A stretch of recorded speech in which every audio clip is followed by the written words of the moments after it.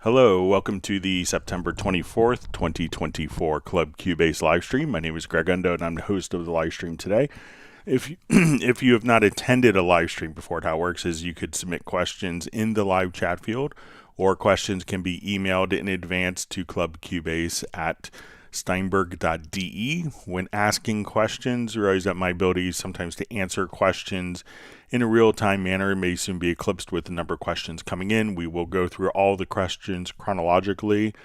So if you don't see an immediate response to your question, if we could avoid asking the same question repeatedly, that would be appreciated. Just kind of slows down the whole process and allows us to get through more questions.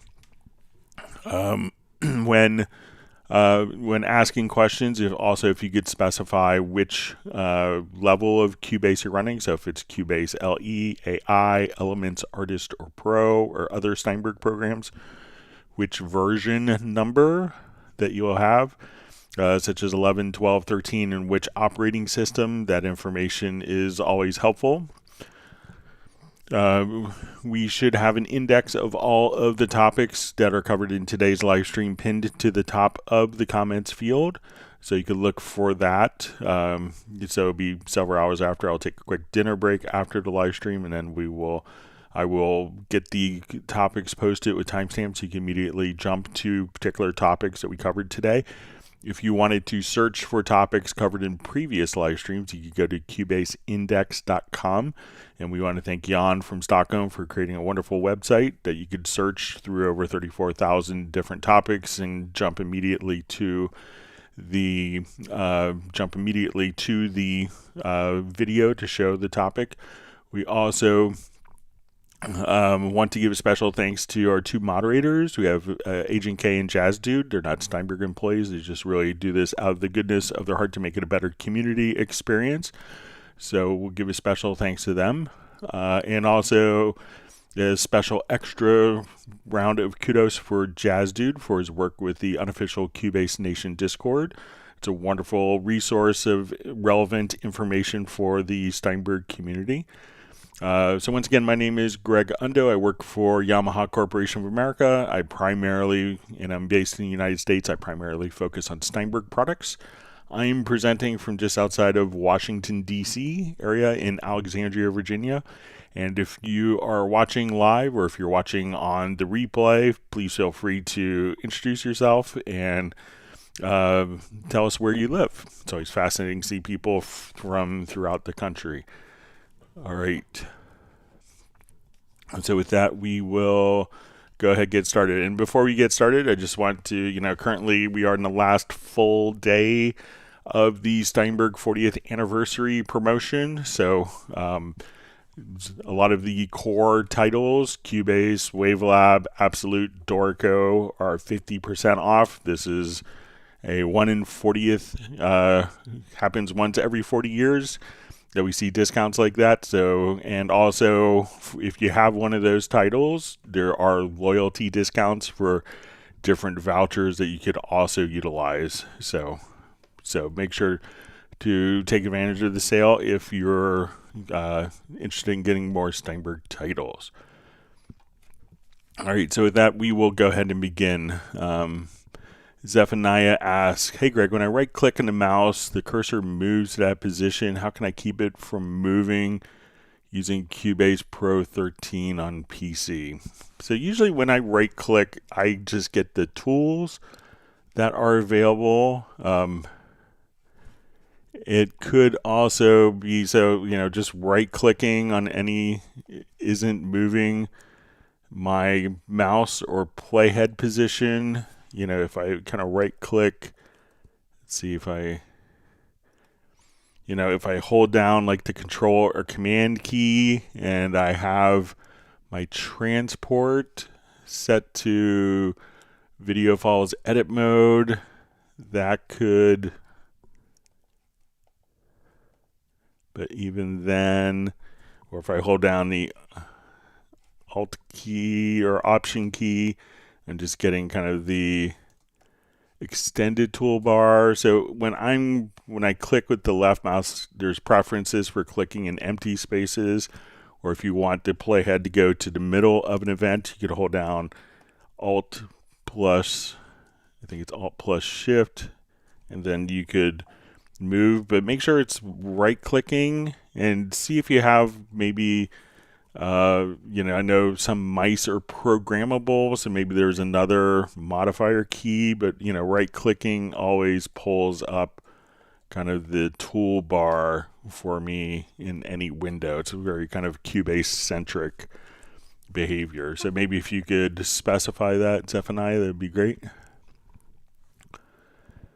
All right, so we see Tim K says, grateful to be joining once again from Zeist in the Netherlands. Buddy, his cat, is waving a paw hello to my cat Steven, Stella, who's Mark Raven's dog, and any other pets.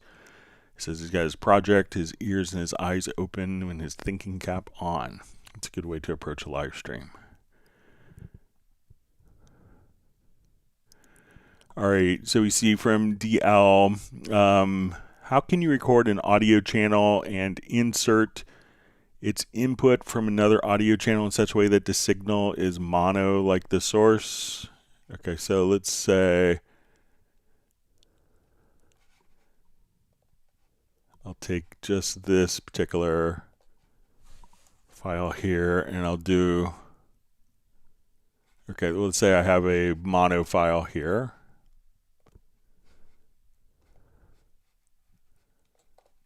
Okay, so we'll listen to this source. So let's say now,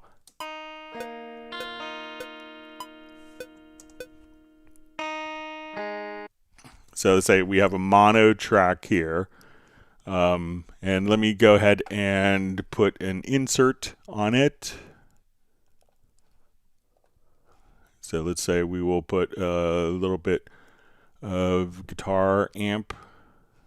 So I'll just do the amp rack, sorry, it's a bass amp.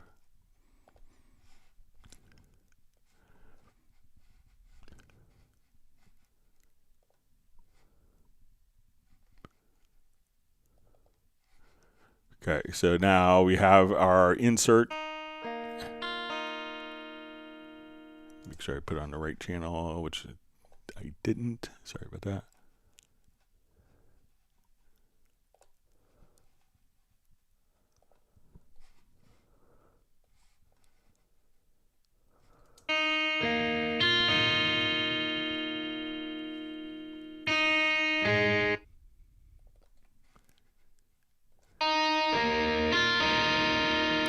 Okay, so I want to record this as an audio file.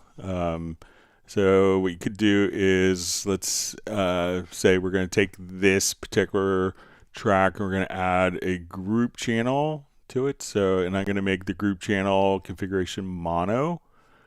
So we'll call this guitar group.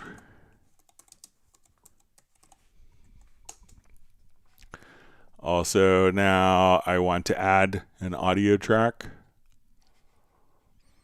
And we're going to set its input from our group channel that we have here. So our guitar group. So I will now go ahead and just hit record on this track.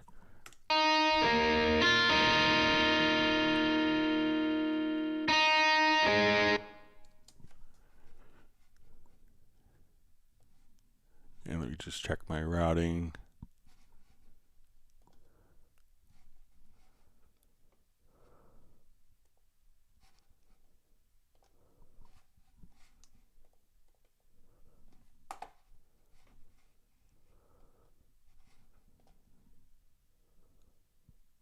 Okay, I'm going to take this track here. Sorry, let's route this to the guitar group.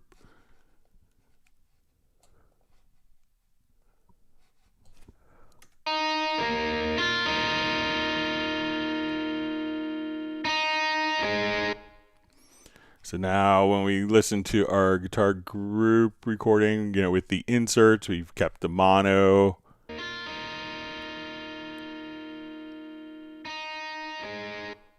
And I will just test, and let's come over here. I'm just going to try render in place. We could render it dry, but if you want the effects to be embedded, I'll go to the render settings and let's keep the channel settings. Let's see if this may change it to stereo. But so I'm just going to select this event, and I'll do a render in place, but we'll just do a render settings, dry. And so now that we've just chosen dry, it's applied the effect. So if we had this going to within the render in place, if we had this going to our complete signal path, that would mean it's going to a stereo out. So it would be rendered as stereo, or if you have stereo routing, stereo effects, that would be. But if you don't have any like stereo effects or processing on it, if you choose channel settings, you could render in place as mono or recorded through a mono group if you wanted to do it that way. So let me know if that makes sense for you, for DL. All right, so we have Charlie White says, "Hey Greg, first time participator, long time watcher. I know Cubase and I love my Yamaha Montage M6, but I don't love how Montage Connect was abandoned. Can you bring this to someone's attention?" Yeah, I'll mention it to my colleagues, kind of on the Yamaha side with that. And sometimes Yamaha tends to, for a lot of the software for motifs, and I'm not sure if it's for the montage as well, but I know in the past that they have outsourced some of that software through like a different provider, and it wasn't done in-house by Yamaha. So sometimes, that could cause something like that, but I'll bring it to their attention and mention it, that you're disappointed about it.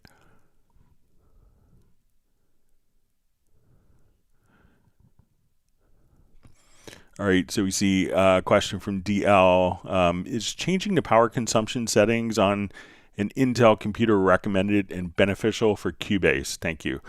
So if you're doing this, what you can do is, so you could do it, but there is and you'll see this on a Windows version. If you go to your studio setup and we go to audio system, I think under advanced options, you don't see it on the Mac version, but here you may see use Steinberg power scheme. So that would give you a power scheme that would be optimized for DAW and Cubase performance for real-time audio processing. So again, you don't see it on the Mac version because it kind of does the power management a little differently. But sometimes if you're not familiar with this, one of the big criteria that, especially with laptops and tablets, that companies like to brag about is their battery life. So often what they do is they could throttle the power of the CPU so that the battery isn't taking as much power from the CPU. So while your battery may last longer, your computer could be running kind of throttled, running 50-60% of its potential. So that's why we actually came up with the Steinberg power scheme. So yes, it can make a difference for you. Wonderful to see Uno Memento checking in from Finland. Very loyal Steinberg user and attendee of the live stream, as well as Roland Stuff from Sussex, England. He says he's glad to be here. And we see Jan from Stockholm. Always wonderful to see Jazz Dude keeping up his perfect attendance record. We see Sable Winters from the Bay Area in California.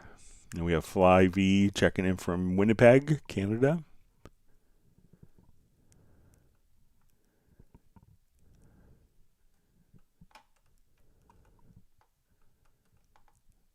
Sorry, my chat field just jumped.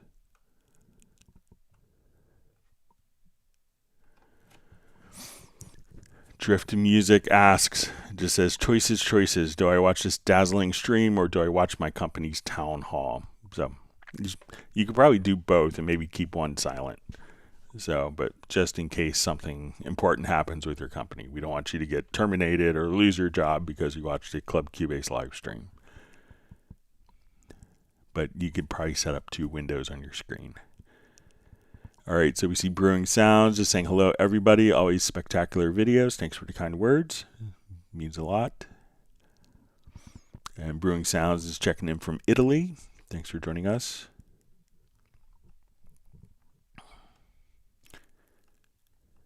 All right, and we see Soren, who's checking in from Sweden.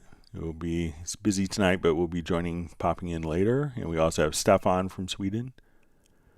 All right, Electro House Producer just says I got Cubase Elements today. Congratulations and welcome to the Steinberg family. We hope to see you on many more live streams. All right, Dallas LaRue from Las Vegas asks, I just got Wavelab. I've seen a video that Wavelab's metadata can tell you every time your song is played. How does that work? So different, there's metadata that's recognized by different playing systems. So like as it's being played, it can kind of keep track for royalties. So, and I think that there are some different systems for that, but it's a way, so that people don't have to manually set kind of play logs like they used to have to do in the past, where they kind of could just make up, oh, we played this song, we didn't play this song. But we could see this, so if we have, let's say, a file here, we could go to the metadata section, and here we can see kind of like broadcast wave file. So this has all of the metadata that could be extracted by different kind of playback systems. And if you actually wanted to edit the metadata, you could come over here and make sure that, every time that this file is passed along, that when we come over here, and it's often going to be CART, which is kind of like the AES standard, that you could have the client ID, the ISRC codes, all this different information that's kind of embedded within the file. And if you wanted to come over here, this would be like metadata used, and this would be stored within the particular files themselves. So if you wanted to have the lyrics, if you want to have a picture, so as you're kind of have your sources playing on different streaming services, like I use Amazon Music myself, but the picture could pop up, the lyrics could pop up there as well, plus all the metadata. So Wavelab allows you to put all that metadata in so it's recognized by different broadcast companies and streaming services.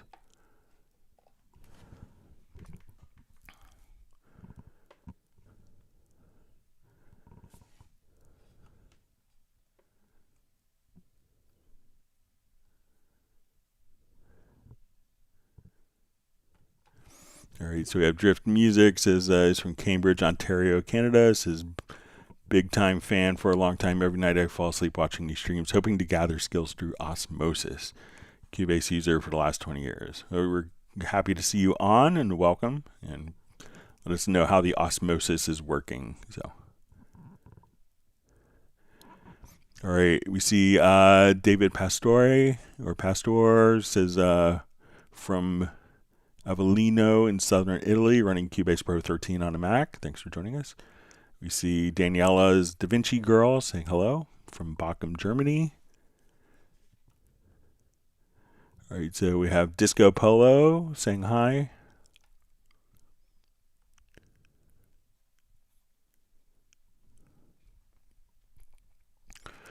All right, so Brewing Sounds says, nice to meet you. Has already been covered importing videos in Cubase 13. I currently can't import videos made with iPhone. Also setting up the phone as most compatible kind of format on video. So a lot of times when you're doing, videos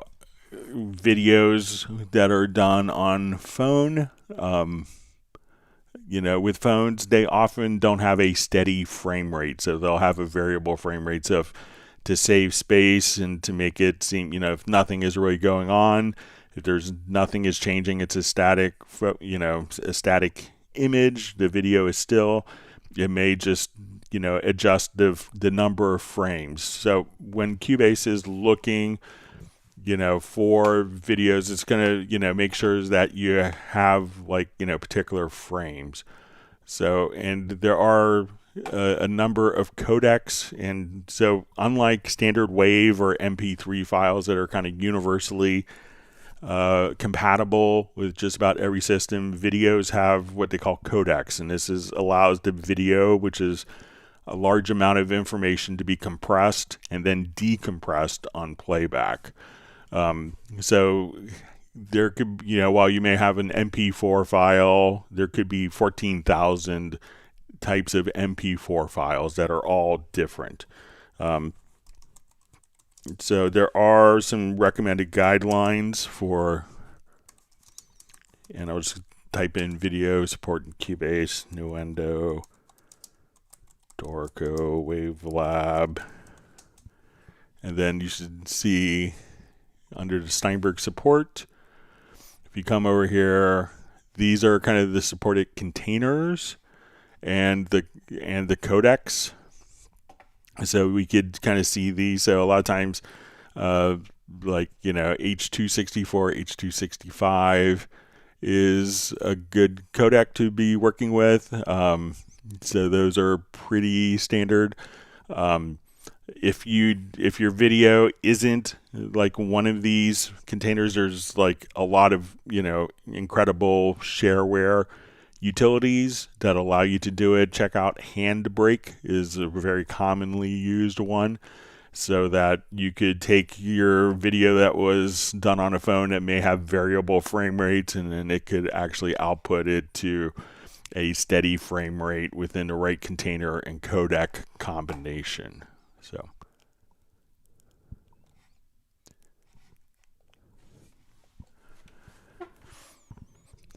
all right, so we have Beast Mode checking in from the Netherlands.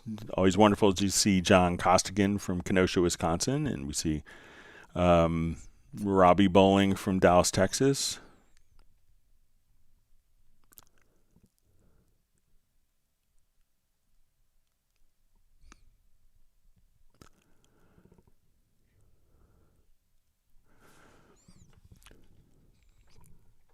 Okay, Zephaniah is in our question, and it is, how can I get the cursor to go to the Punchin Point when I click recorded using Cubase Pro 13? So let's say I have a Punchin Point.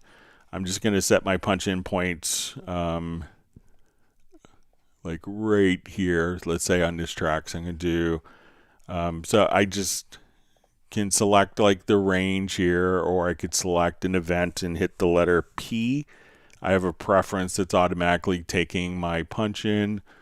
And so once we do this, so hit the letter P, this sets the left and right locators. And by default, these can be used for your punch in and punch out. So let's say my cursor is, my play position is here, and I want it to go to the punch in position. Since it is the 1, the left locator, we can hit 1 on a numeric keypad and 2 on a numeric keypad, which is the numbers often to the right on your computer keyboard, and that will take you to 1 is the left locator, to the right locator.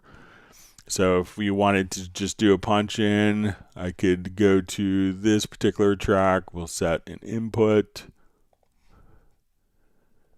and now I could just kind of record and enable this, so as the track is playing, I'll just take my loop off, and I'm going to hit I to turn on punch in and O to turn on punch out, and we could turn these on right here. We could lock these to the locators, so as we hit play now, and we continue to play, it'll automatically punch out. So if I start playing right here, let's say,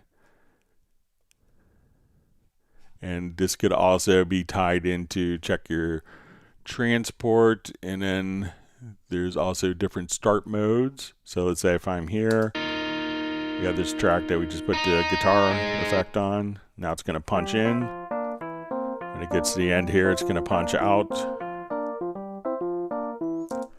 So that's how you could kind of set the punches with just kind of the left and right locators. You could also, if we turn off this, we could have punch points when we see these little red triangles here. So let's say I'm going to set my quantize to beat. and I want to give I want to punch in the middle of this particular range. So let's say I need to give the performer a couple beats before and a couple beats after for context for the punch, where these red dots are, and I just turned this on and off by just turning on this lock. So now we could have, if we wanted to decouple the punch points from the locators, again, what we could do now is just come over here and say, okay, we're going to take this here.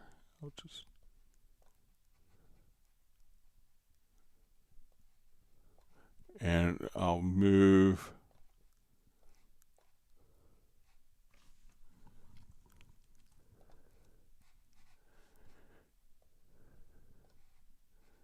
so I will just, so we can now, as we punch in, if we could punch in, and then it'll punch out here before it does the repeat, but it will still have an independent cycle. So a couple of things to try there. So now I could put this loop in if I just wanted to punch in the middle. Now it punches out.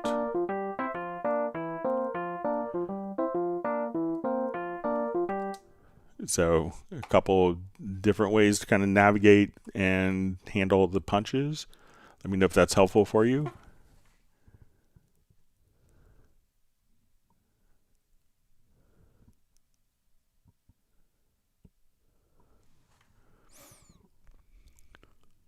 All right, so we have Frank Jenko checking in from Munich, Germany. It says, having used Logic Pro exclusively for the last several years, I just bought Cubase and Wavelab. Made the journey begin. Welcome to the Steinberg family. We hope to see you on many live streams helping you along your way. Congratulations.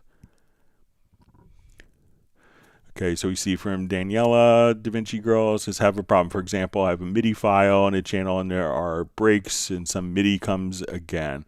How I export this 2 MIDI channels now in one file that they are exact place in timeline. Okay. So let's say I have my MIDI data here and MIDI data here. So where we have a space between them. So I'm going to solo this track.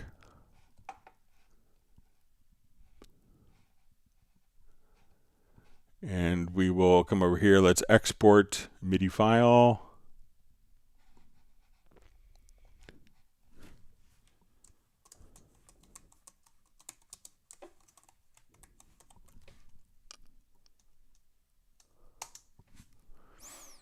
Okay, so when we're exporting, so we could just say,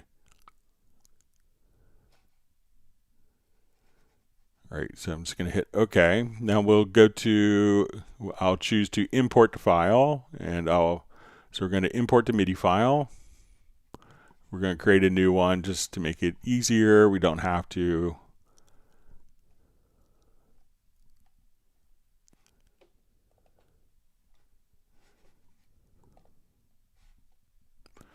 Okay, so when we do this, because the MIDI file format itself doesn't have any particular, has no concept of parts, because not every program has a linear function. So I think that there may be a preference. Let's just take a look. So, it may export it as one part when it was 2 parts. But again, it's 2 parts in Cubase. But, if you're exporting this to a hardware sequencer, they don't really have any concept of parts. Exporting it to different DAWs, they may not have concepts of parts. So that's, the actual parts. If you had multiple parts, they will be kind of summed together. And I think that there might be a preference. Let's take a quick look.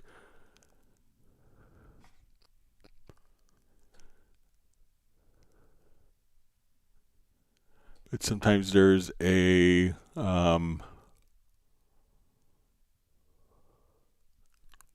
think there used to be like an optimized display kind of. Let's see if it's in here.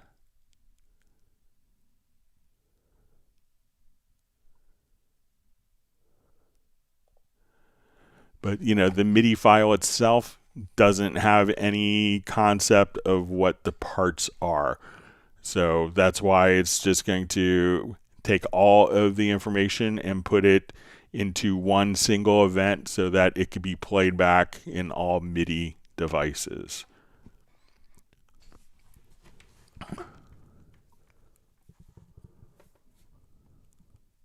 Wonderful to see Tim Weinheimer from Mission Viejo.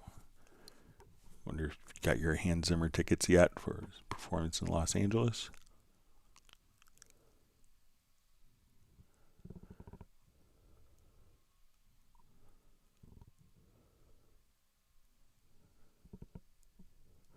Okay, we have Patrick asks, is it possible to copy and paste notes from region to region without opening and copying from within the key editor?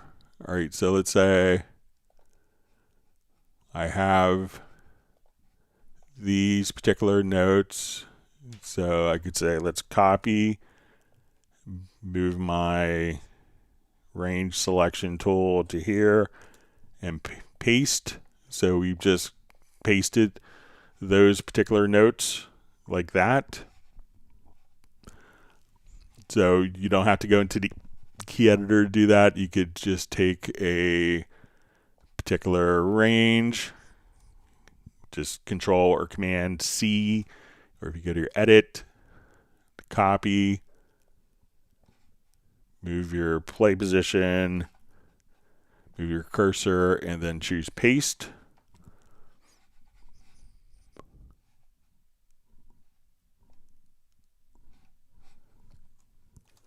So again, you can just kind of come right here, copy, paste, just like that. So you don't have to go into the key editor. See, in second question, can I also do the same with MIDI CC data, copy one track to another?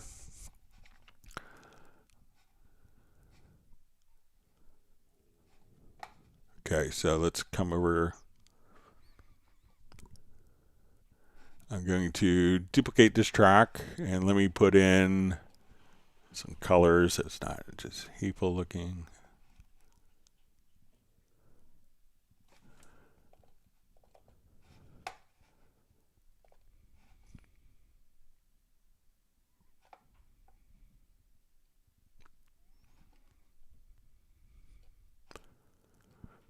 All right, so let me just switch this over. Let's go to,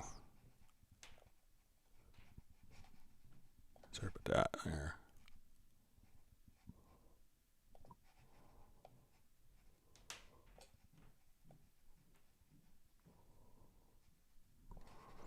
Okay, so I have CC data here. So let's say if I just want to have my CC data there, so I could come over here. We could select all on the lanes. I could copy, come down to this event, and it's,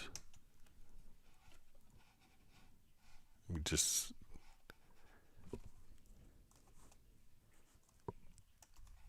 and then we could just come over here. You could also, just kind of copy paste. One other trick that you could do is, let's say if I'm here and I have MIDI CC data, just get these synced.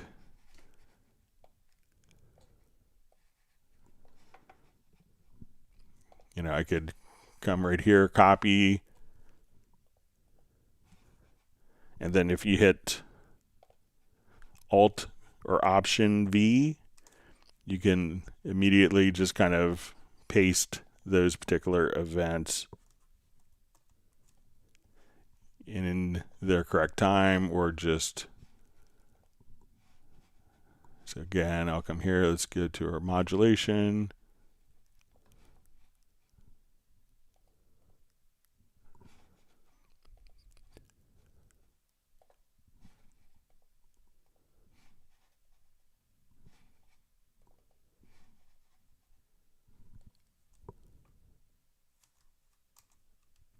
And so you could copy paste as well. So yeah, you could do it with MIDI notes or MIDI CC data as well. All right, wonderful to see Best Korean Jesus on live stream from San Diego. Good to see you on a Tuesday.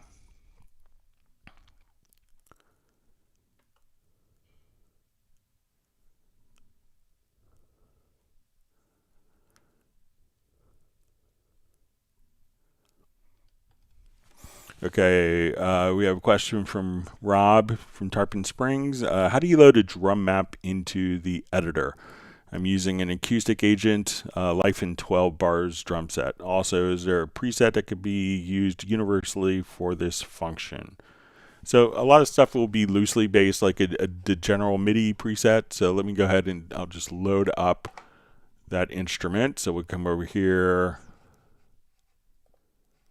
Go to Groove Agent SE.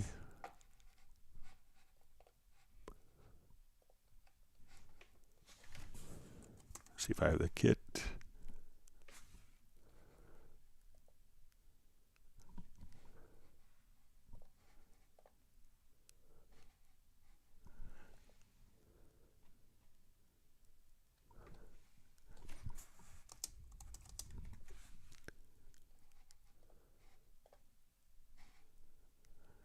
Okay, I'll just load up a kit here from Acoustic Agent.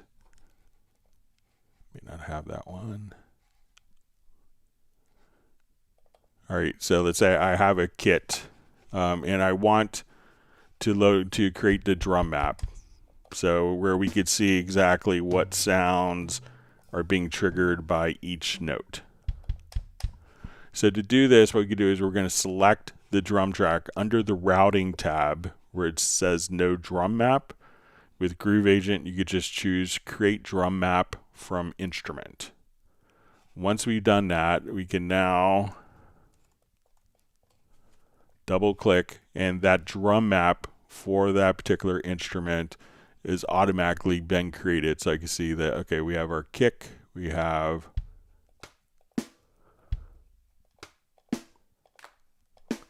and everything will be labeled. So again, on the track, the inspector, go to the routing area, and so you don't do it from within the editor, and you'll see the drum map setup. It may say no drum map here, or drum map setup, no drum map, and then you could just choose create drum map from instrument. Then that will automatically create the drum map from Groove Agent.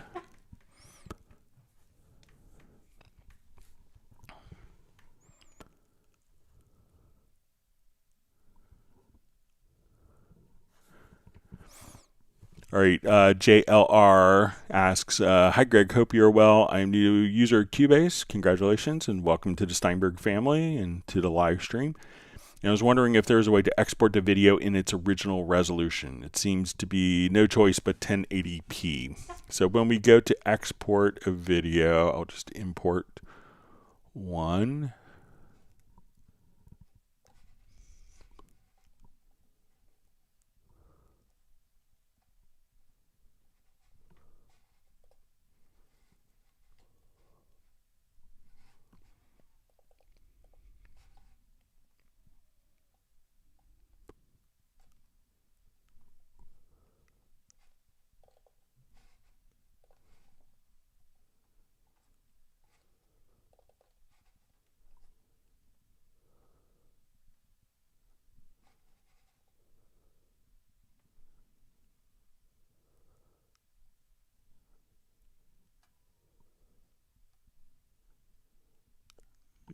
Okay, here we go. Okay, so let's say we've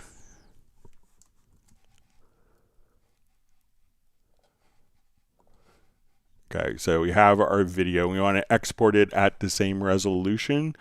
So once we go to export audio mixdown, or export video, sorry. So we'll go to our export video. So we could choose to render a new video file, which will give you kind of and it could be a larger file, or we could choose to replace, we see this tab here, to replace the audio in a video file. So what this will do is basically take the audio from your project, take the original file at its original resolution, and we're just going to basically replace the audio into the pre-existing video right here. So at that point, choose, when we go to your export video, instead of render new video file, choose replace the audio in a video, and that will, you utilize the original video file, but it will just take the audio from your Cubase project and replace the audio with the audio from your Cubase project. So make sure you choose replace audio in video, and you should be all set.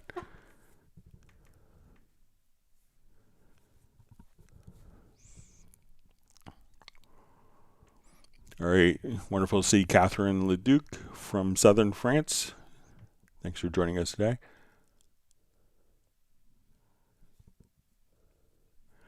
All right, so we have Pyam just says, hi, greetings from Iran. This is first chance of being in this live stream. We're happy to have you. Thanks for joining us. Great to see people from all over the world.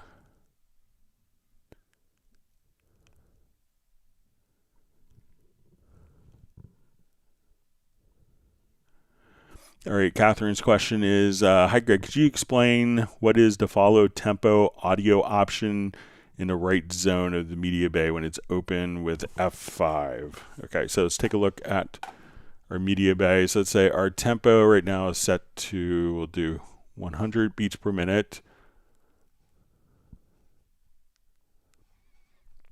Okay.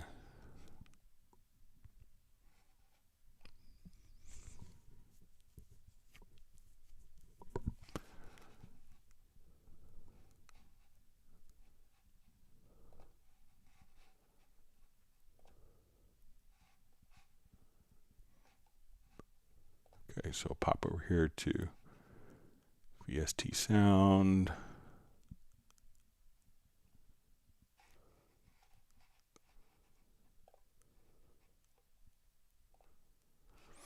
Okay, so let's say we want to find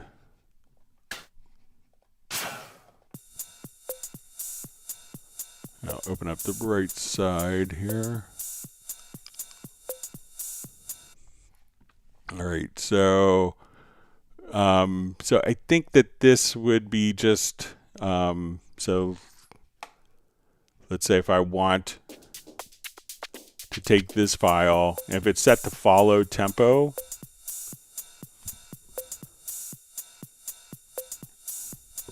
all right, sorry, I'll just open it one more time. All right, so we see that it's set to follow tempo. So I think that when that is turned on, that when we drop it into an audio file, that it is immediately going to be placed, that it, let's see if it is,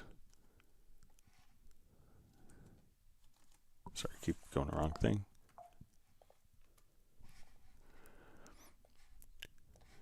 So that this is kind of a musical, like a track that could be in musical mode. So now once musical mode is enabled, that we could take this particular file and have that automatically follow the tempo when it's in musical mode. So if that is not set to follow, that would kind of ignore the automatically being able to be in musical mode. It will basically ignore the tempo status of it. So you'll see that most loops that are going to be commercially sold, when you do this, it's going to give it the ability to automatically stretch and fit the project tempo once it's placed into musical mode.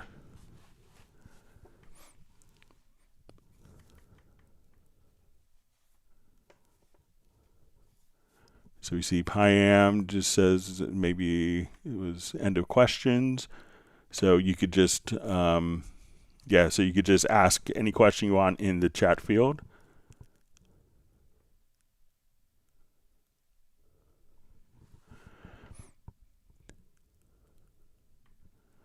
All right, so we see question, MIDI velocity or other MIDI CC controlling audio effects parameters. Is it possible in Cubase? If not, with this will be a nice feature to add. So, you know, when we do a MIDI velocity is always going to be part of a MIDI note message. So it's part of a subset of MIDI note messages. But let's say I have my MIDI remote here set up. Let's say I have my Choy Sauce controller here, trusty Choy Sauce controller, and this is, and let's say on this particular track, I have,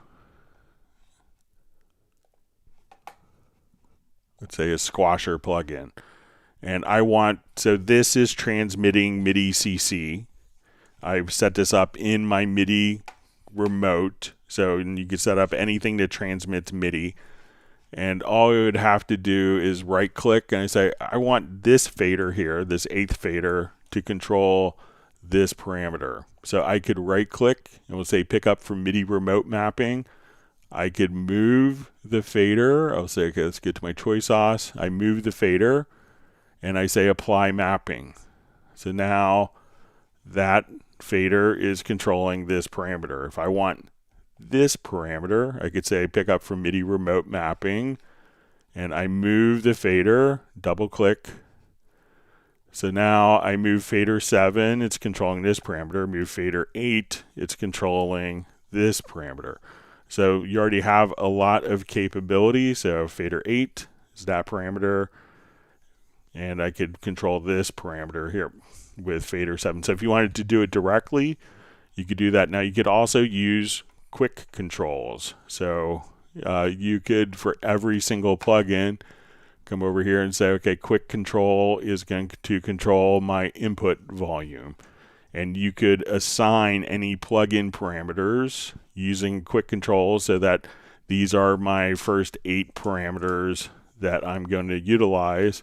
So you say this is my input, my output, and I could control different parameters here just using the quick controls functions as well. So use the MIDI remote. Once you have your device set up, then you could easily control any parameters using MIDI CC messages, MIDI note messages, to control parameters in any plugin.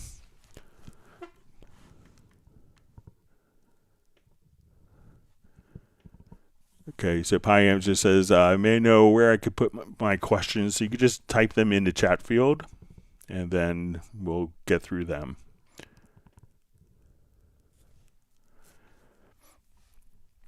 All right, so we have a question from FlyV who asks, how do I use constrained delay compensation on the bottom left?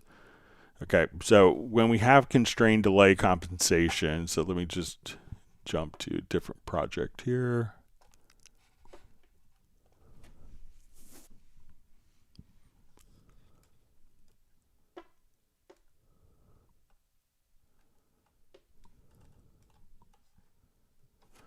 Okay, so, and when we see the constrained delay compensation, what that is going to do, so sometimes you may be recording something in a project, but let's say your project has lots, you're at the end stage of your particular project and you have lots of plugins, and every time that you run kind of like, let's say, a heavy duty plugin, those plugins could actually take up latency. So I'll just load up a couple plugins here that have a lot of latency on it. All right, so we'll come over. Let's say I want to go to clear my throat. So I'm going to come over here and I'll switch this. Let's add another insert. Let's say a multi-band compressor.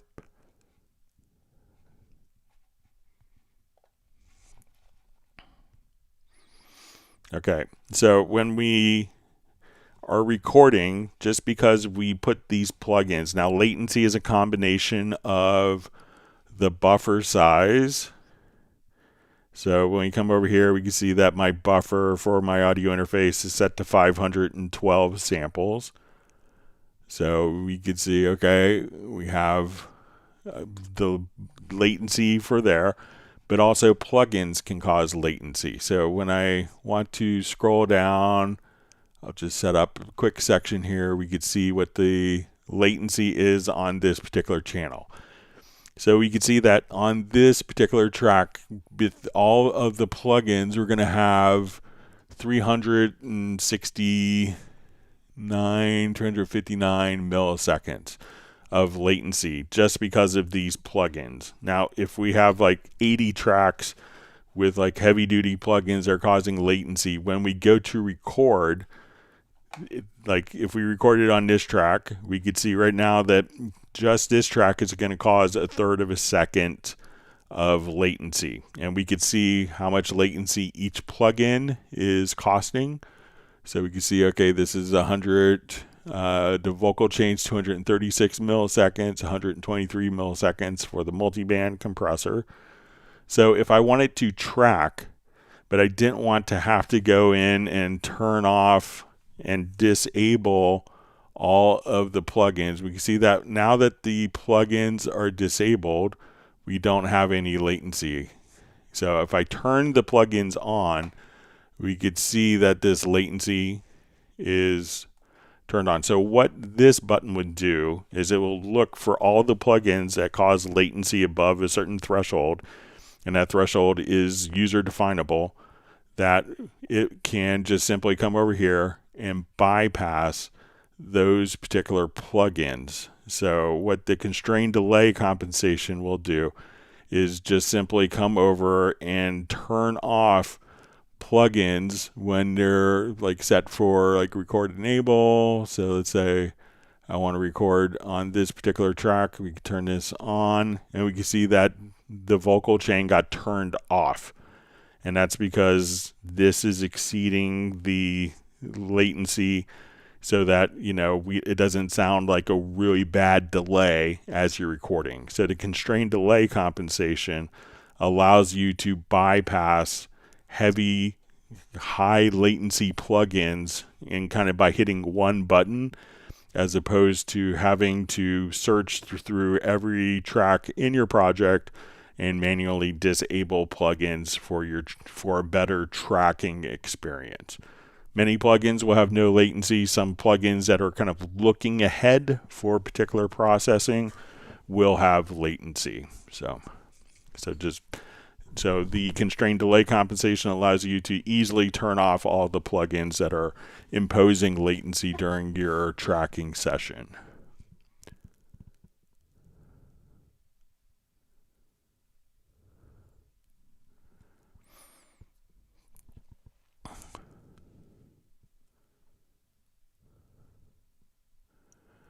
All right, so we see Pyam says, I tried to put slurs on my written score in editor by selecting 2 or more notes, but it doesn't work.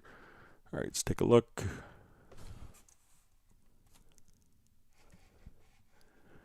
All right, so let's go to score editor here.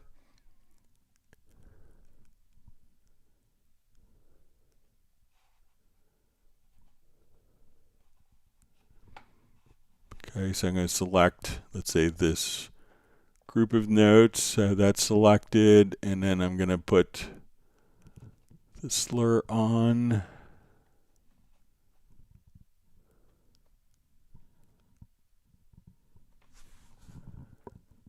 Oops. Let me just find it. I thought I just had it.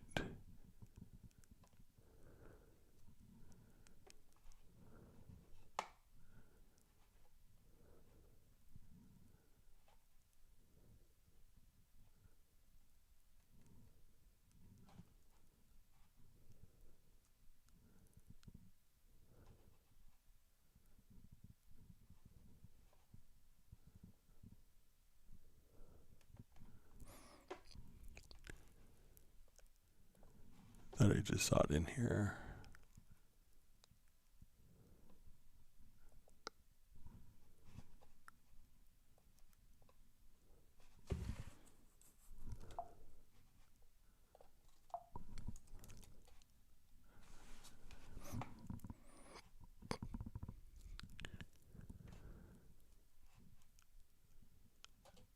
Alright, so gliss, let me just...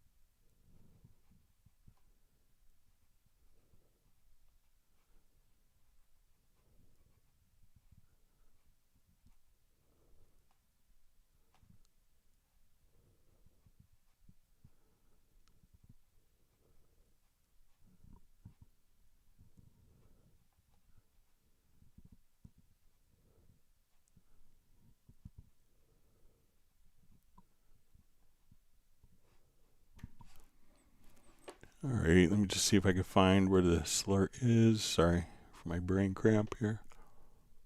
It might be just from... Okay, we're going to, from the menu, that's where, so we're going to insert slur. So just, sorry for my brain cramp there. So if we wanted to put a slur on these particular notes, we could select the notes, go to your scores menu, and choose insert slur. And then if you want it to come over and edit the particular slur, so let's say we wanted to do it on this phrase, so again, scores, insert slur, just like that. So let me know if you've done that. So select the notes, scores, and insert the slur, and then you could adjust kind of the arc of the slur as needed. Sorry for my brain cramp there.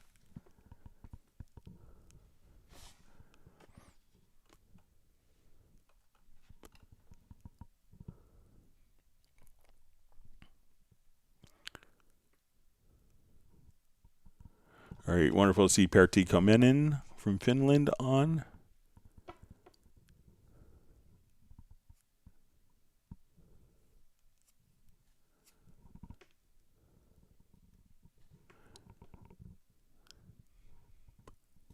All right, so we see Gareth just says he didn't know the ICDC level is user definable revelation today. So I think that's maybe for the constrained delay compensation. So yeah, if we come over to your preferences, and I think it might be under VST, and we can say delay compensation for threshold for recording. So that's where you could set it.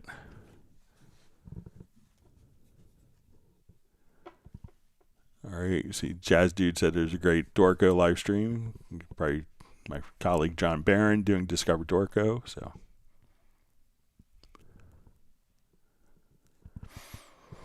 all right, so you see PyM on the slurs says it has its option, but it doesn't work. I want to know, is it common or something exceptional on my app? So let me know if you did it the same way that I just did it, but it seems to work.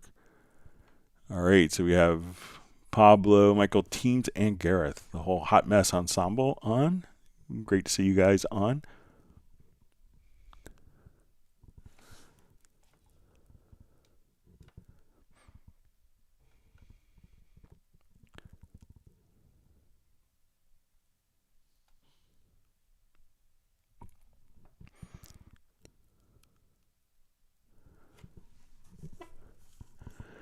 All right, so we see Feldspar songs. Is there a way I can import audio to go into a folder and get the folder color at the same time?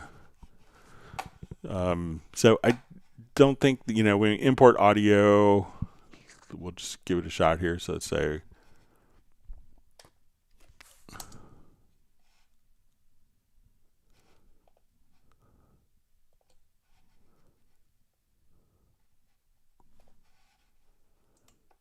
right, so I want these to all be the same color.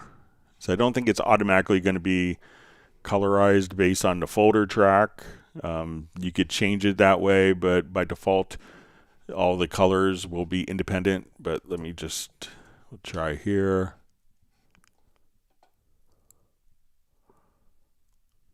So let's say if we have, I'm going to put these into a folder. And let's say my folder color is something different. Green will go very Christmassy. All right. Now there is a preference. Let's see if this preference can.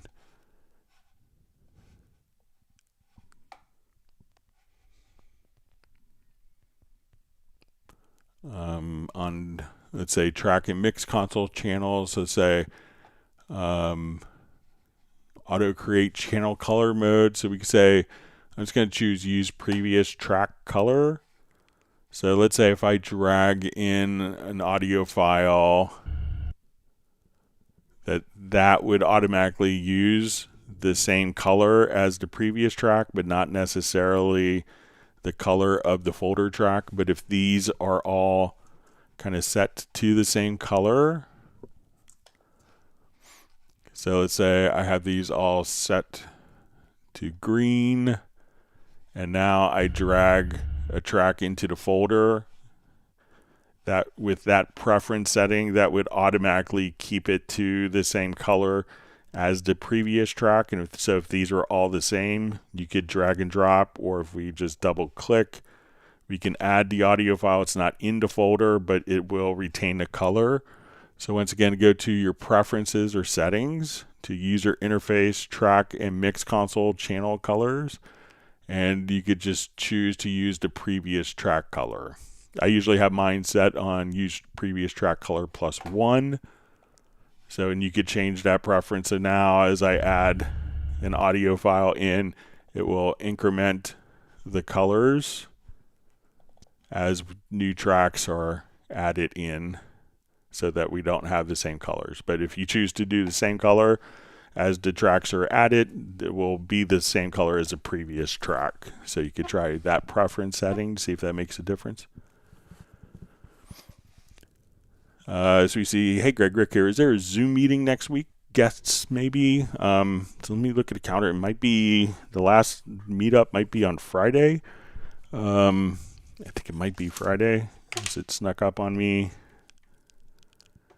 Yeah, so it looks like Friday, September 27th is the last live stream of the month. So we'll be doing a Zoom Friday. I'll see if I could get someone lined up as a guest for that.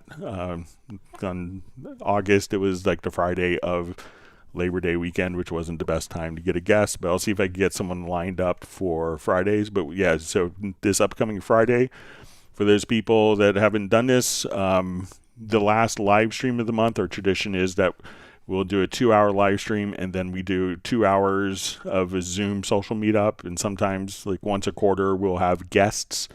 Our last guest we had was Teddy Riley, so that was really good. So we'll see if I could line up a guest for Friday's live stream. All right. Thanks for the reminder, Rick.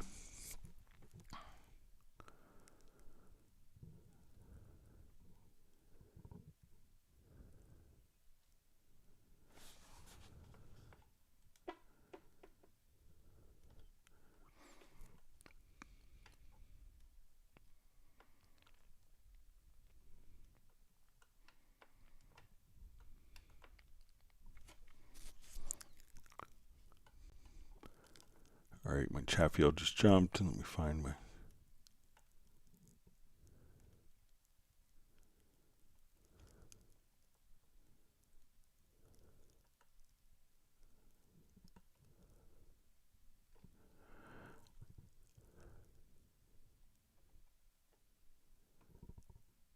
Okay, so we just see from Pyam, says you can fin in dynamics.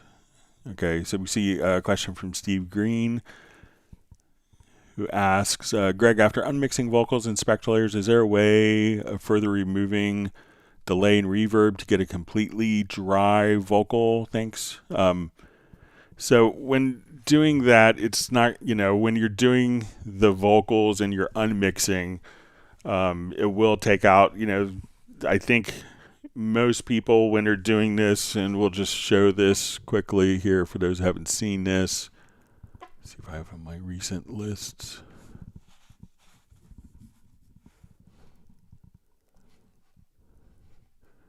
Is that with spectral layers, we have the ability of unmixing tracks.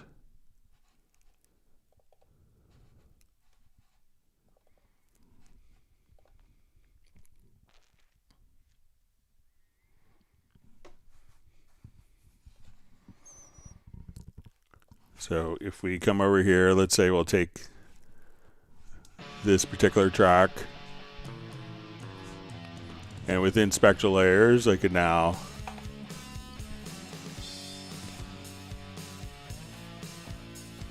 if we wanted to isolate the different tracks, like the drums.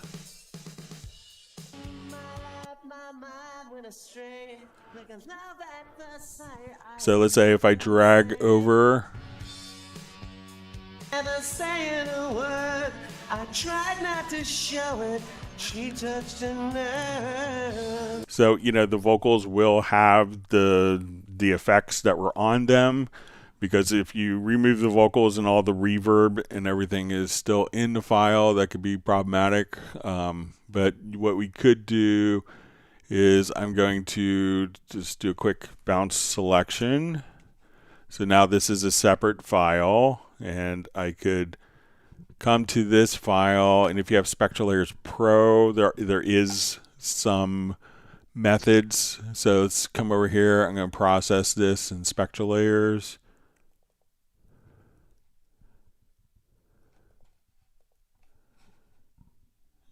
There he is.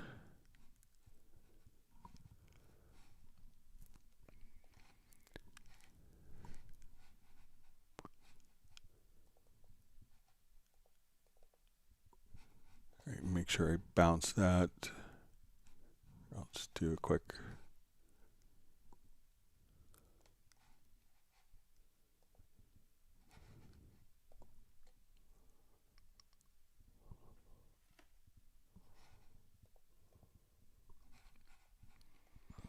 Okay, so we have a brand new audio file here. Let's see if we could now.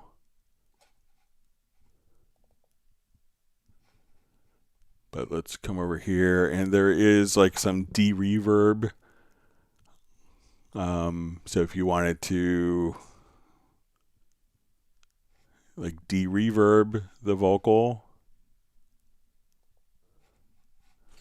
that while it's playing here. The same. It's fate that we met, and if fate will remain. If she ever leaves me, well, I hope that she'll. So there are some processes for, de-reverbing the vocal, but you could so you could try that, but that's not in the Spectral Layers 1. But most of the time when it's extracting, you want all of the effects of the reverb. Like, you don't want to hear the delays if you're trying to, or in reverb if you're actually extracting it out.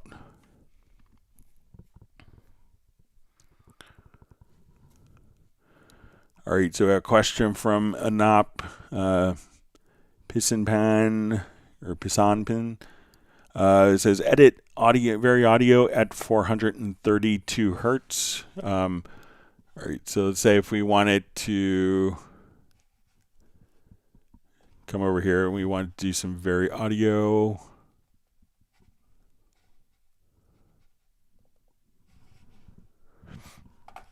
Okay, so what I've seen some people do, so when we work with very audio, it's going to be basically at the scale will be set for 440 hertz. What you can do is if we take the selection here and we do a fine tune.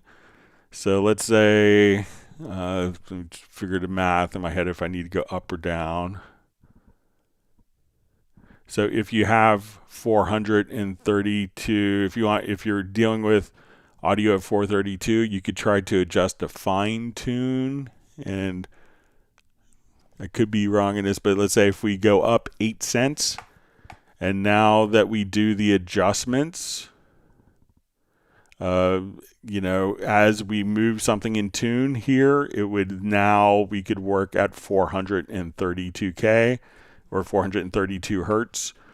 So you could try to offset the sample by raising it 8 cents, and then as you do your adjustments here, and it could be, I'm just trying to think whether, either, and if that's the wrong way, you could just choose to lower it by 8 cents.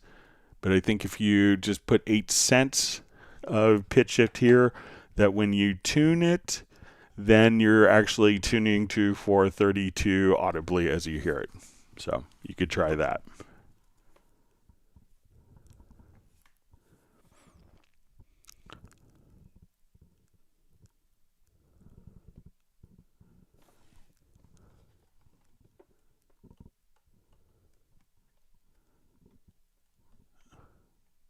All right, so just saying SS Labs, just saying about Jazz Dude didn't answer his questions. Make sure just make sure I saw it.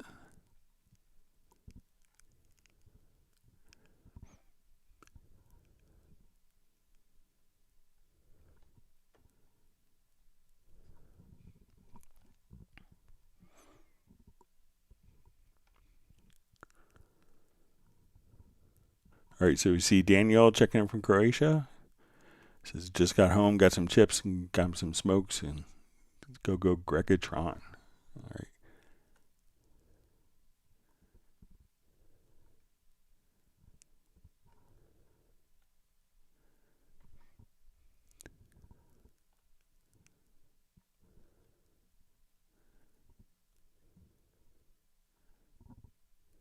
All right, reading through comments.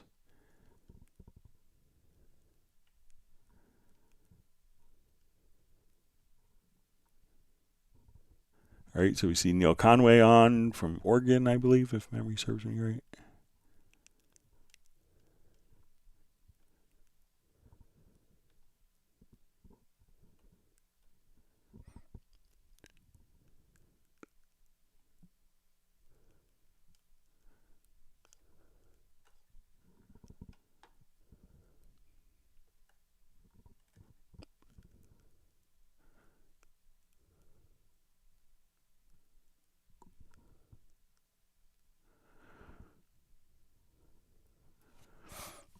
All right, so we see I am just asked, why is it so far from the old days that you could find help by typing in box offline? Cubase helps leads you to an unlimited bunch of descriptions and several colorful pages. All right, so I think let's say if I come over here and we go to F1, let's see if it launches you straight to the. All right, so here, we can say, okay, let's go to Cubase Pro help. So if you wanted to search the manual, so let's say constrain delay compensation.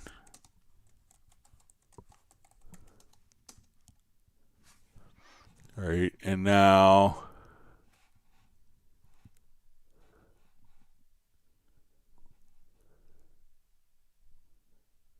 okay, I was just searching for document title. Sorry about that. What I personally do, so let's see if it's, I know this changed recently. Let me just check. So let's say we go to Steinberg.help.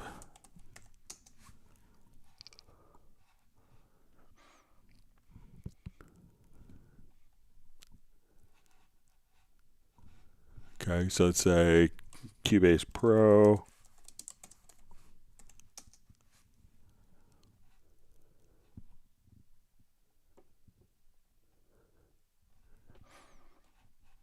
So let's say, okay, we could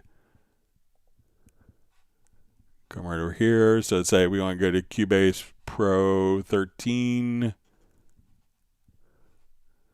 And you could search for different types of things.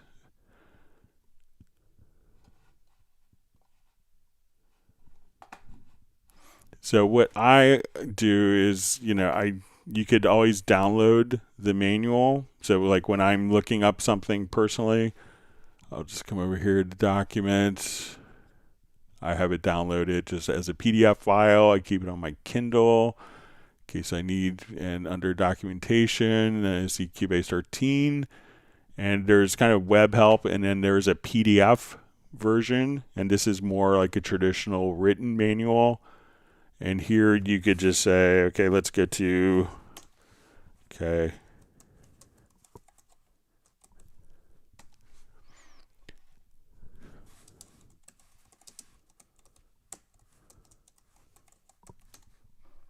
So, and then whatever you type in, you could immediately jump to that page where it's referenced in the manual, just like that. And as well as the index. So I always have like just a full PDF file available online or just on devices or my computer, and just search through there. Wonderful to see Mark Rabin on. Everyone give a big woof to Mark's dog Stella, and who's received 1 gallon of Texas strawberry ice cream.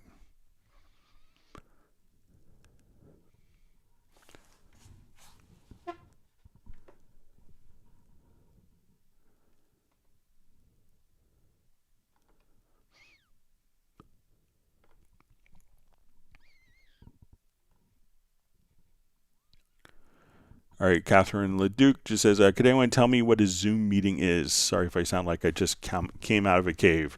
So, Zoom is the popular, video conferencing, video meetup software. So, which became very popular during COVID. So what we do is the last 2 hours is we just kind of get together on a Zoom meeting, and everyone can get a chance to meet other people from throughout the world. So, we usually have new people, but a steady, so if you want to know what people are like who are on the live stream, everyone could get together and we have really great discussions of equipment, music, production, studio techniques, and sometimes we'll have special guests as well. So lots of great stuff that we do for that.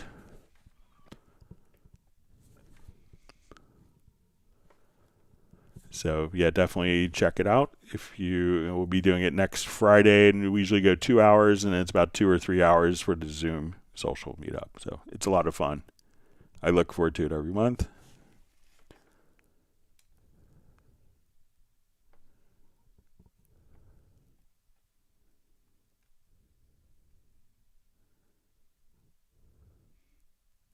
Michael Teams wants everyone to whack the like button. And Catherine has whacked the like button, and Pablo smashed it. It is number 60. All right. Great to see Matt Elston on. Neil Conway has smashed the like button. Appreciate it.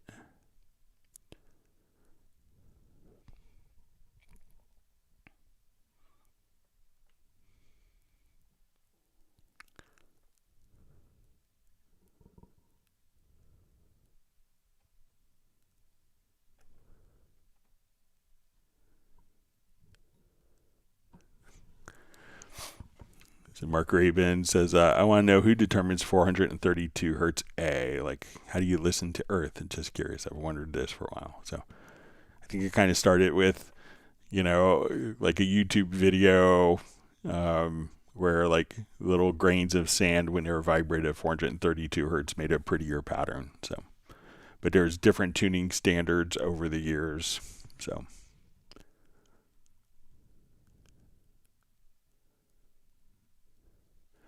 See Catherine giving kudos to Jazz Dude for his Cubase Nation Discord.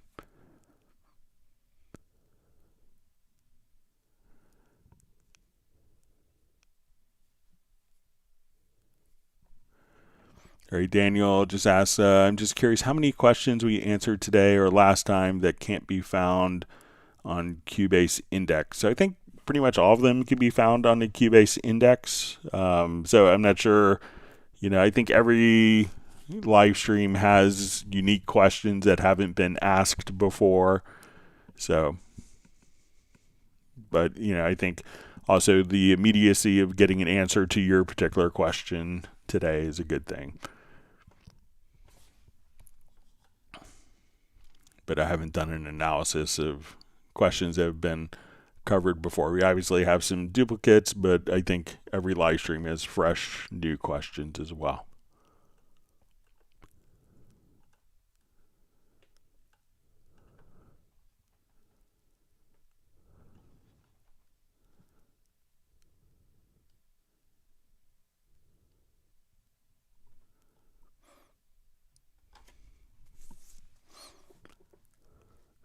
All right, so we see from DaVinci Girl, I do not see this a moment, spectral layer, special dialogue.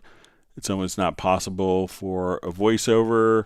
So if you're doing something, if, there are differences between like spectral layers in 1, which comes with Cubase, and spectral layers Pro. But if you have like spectral layers Pro 11 and we come over to your extension, and now we go into our sample editor, that now we could see our different modules. This has been kind of tidied up and reorganized in version 11 to make it a little more accessible and obvious. So, but if you have spectral layers 1, you will have far fewer choices to work with. And spectral layers 1 comes with Cubase, and the full spectral layers is sold separately.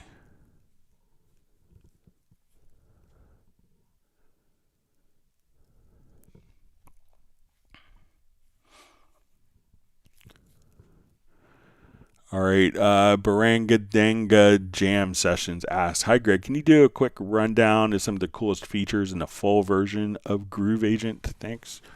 Okay, so let's take a look. I'll just add an instrument track with the full version. So, you get Groove Agent SE with Cubase, and then you get Groove Agent, which is a part of the Absolute or sold separately. So Groove Agent, first thing you'll have is you could have multiple agents. So if I wanted to have, let's say, like a studio kit here. So I could have one kit kind of playing a particular pattern.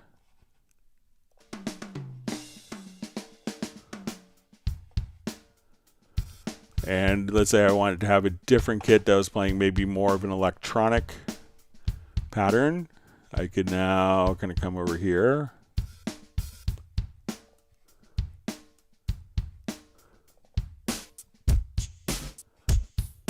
So now I could have the 2 different kits, and if I go to my mixer, we could go to our kits here, and we could blend these. And let's say I wanted to add a 3rd kit here, and let's make this, we'll come over, let's make this like a percussion agent. So the percussion agent comes with the full Groove Agent SE. So if we wanted to just kind of blend these all together. So when we look at our percussion agent, we could just come over here, we could edit kind of the instrument itself. So when we come over here, I could have full.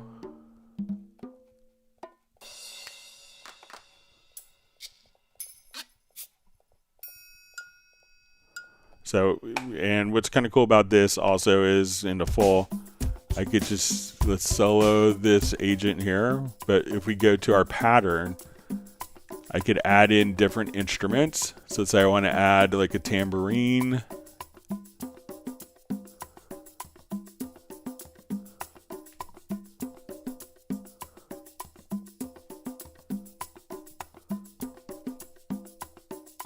I already have tambourine, so let me just add like another bongo, or let's add a claps. So now I could come over here if we wanted to, you know, just say, okay, we could add in, so say I want my tambourine to be more rhythmically complex. And we could also adjust kind of the intensity, kind of dynamically, if we wanted maybe the tambourine to be offset, or I wanted this bongo to be twice the speed.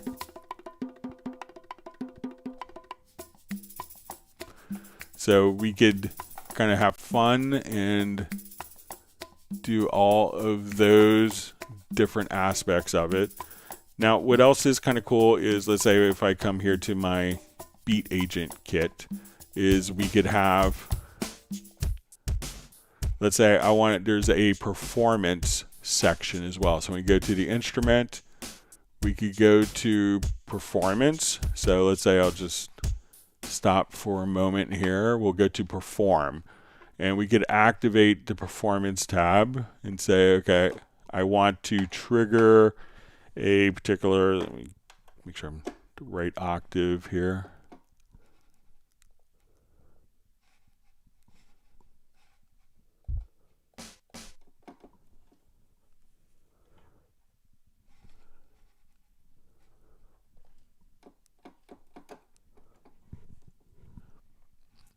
All right, make sure I have my right MIDI input.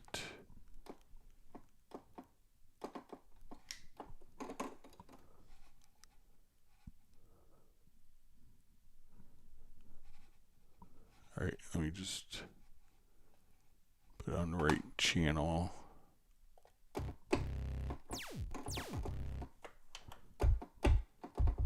All right, so let's say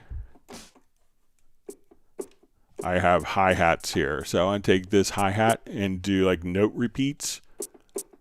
So what we could do is we could turn on the performance mode, and I'm going to just kind of click here, and I'm going to set up different MIDI notes.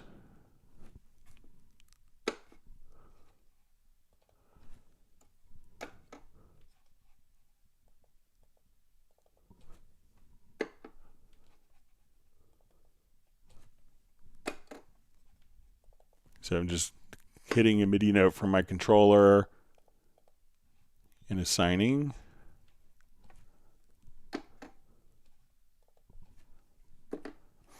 So now if I wanted to come here,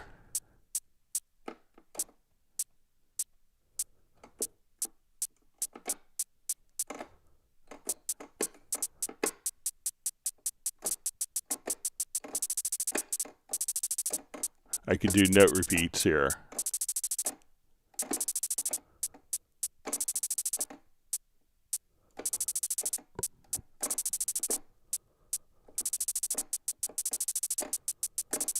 So I could hold down a note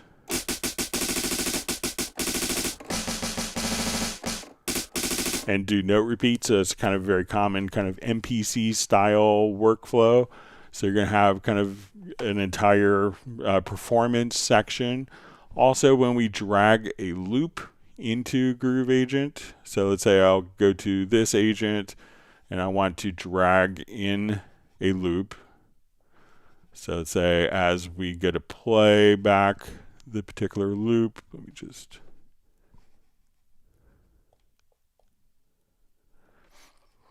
What we could do now is, as we come over to, let's say, edit our particular loop, so let me just put this to MIDI channel 4. So again, we could just, but once we go over here to our slice, so we could say, okay, let's create slices of our loop, but now we could also classify. So we can see that, okay, these are kicks. So let's say, you know, it's automatically determined the hi-hats from the kicks from snares. And then if I want, I could actually just choose a particular snare to say, okay, this is the snare, every time that this snare comes into the loop, we could use this particular snare as opposed to other snares that maybe didn't quite sound the same. So you're going to have the ability to not only do the performance, you could actually kind of do almost an analysis to break apart your kicks and snares. But we could also just come over and say, okay, I want to set this up as a sidechain input. So we'll say, okay, I want, to sample this guitar part here. So we'll say, I'm going to set my sidechain input. I want to come over here to this pad. Let's set up the sidechain input. We will set it to LA Red.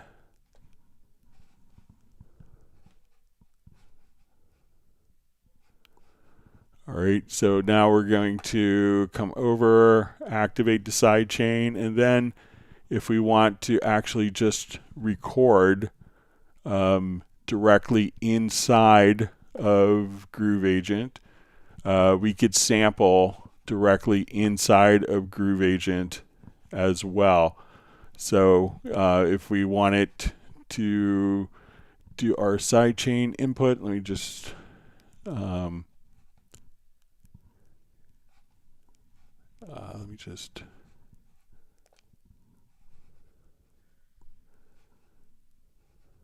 but if we go to our recorder, so now we could just kind of, like, as we're recording in, I could now just come over, let's say, to this part, and we'll check just our sidechain output.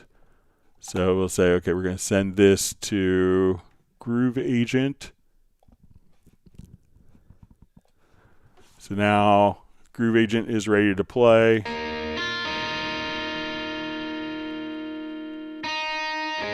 And now I could just have that particular sample on Groove Agent so that we can just trigger particular samples. So we could actually sample directly into Groove Agent as well if we want. So really great things that you could do. So again, you could sample right in multiple agents, AI functionality for kind of determining kicks and snares of loops. And then having the ability to be able to sample directly into it. And when we want to actually do sequencing, you could actually even just come right over here and we can see the patterns. And if we go, okay, we could have more patterns here. So if I wanted to make my own patterns, I could just say, okay, we're going to play this agent.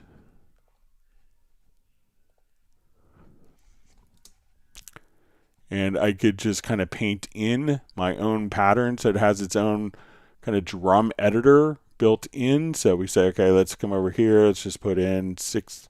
So you can make and edit the patterns right here from inside of Groove Agent. So those are a couple of things that you get in the full Groove Agent that you don't get in Groove Agent SE. So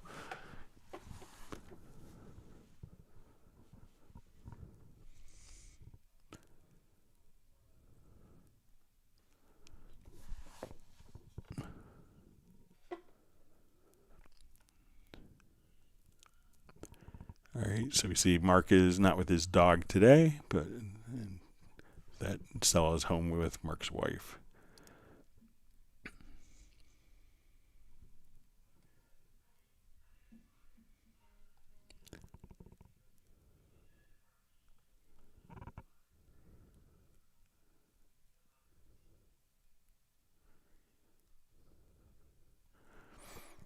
So we see high Gregor global tuning frequency adjustment per project would be great for all of us that work at 432 hertz instead of 440 hertz. But when we're dealing with a lot of MIDI instruments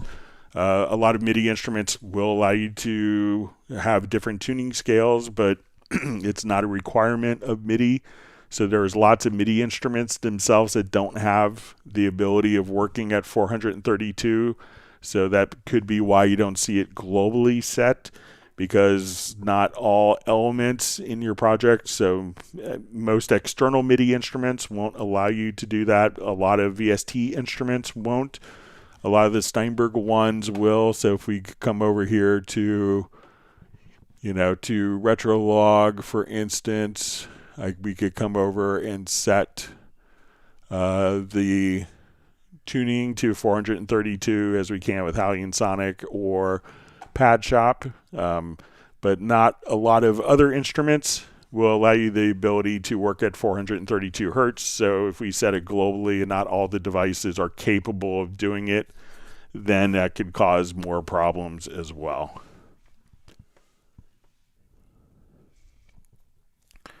All right, great to see Home Studio World from Jordan. Thanks for joining us. Great to see you back.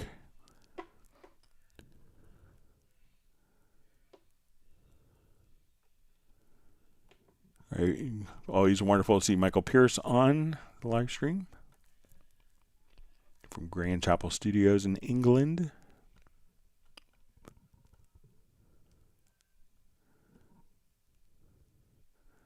All right, Daniel has given 1 bag of pedigree schmackos for Stella, Mark Raven's dog. All right. Jazz Dude is saying woof, but in German. So.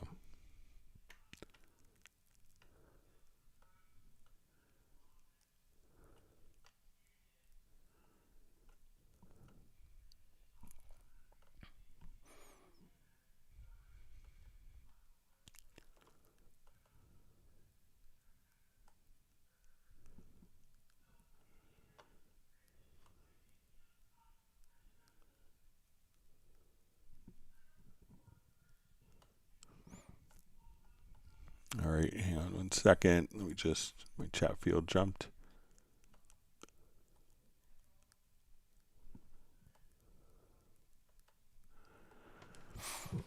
All right, so we have George asks, is it only my perception or are the presets in Pad Shop and Retrolog awfully loud? I always have to turn them down or I run into problems at the output stage. So I haven't really run into, so let's say I have like the Retrolog here, a Pad Shop here.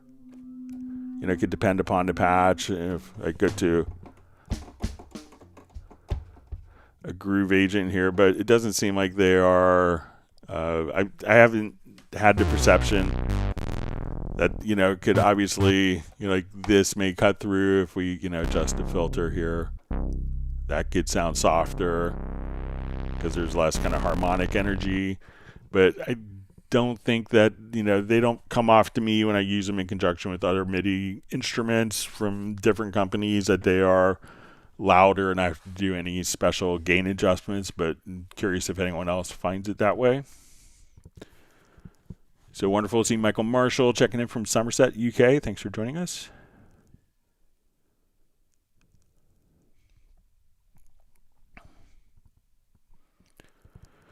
Okay, so Payam asks, I've written a MIDI line and I want to attach it or send this data to a VST line or have options to change its sound by sending its output to different sounds. How can I do that?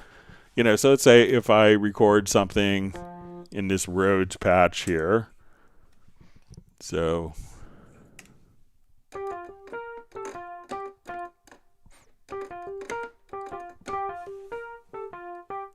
all right, so let me just take it out of loop mode here. So let's say all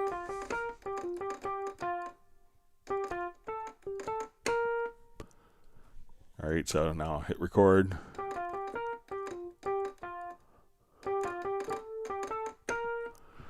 All right, so let's say I just have that motif playing. So if I have the other tracks, it's easy enough just to move it to a different instrument. So let's say.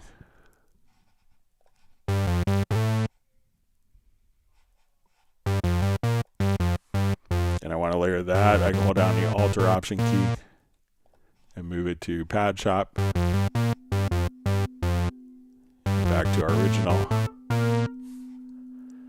So, in this way, what I like about it is, one, I could kind of see all of the parts. And if I say, okay, I want this voice to be an octave louder or an octave up in pitch, I could just Command A or Control A. And then I could, just come. Sorry. But if I want to take that synth, and we have all of the voices here, I could just shift up arrow, and now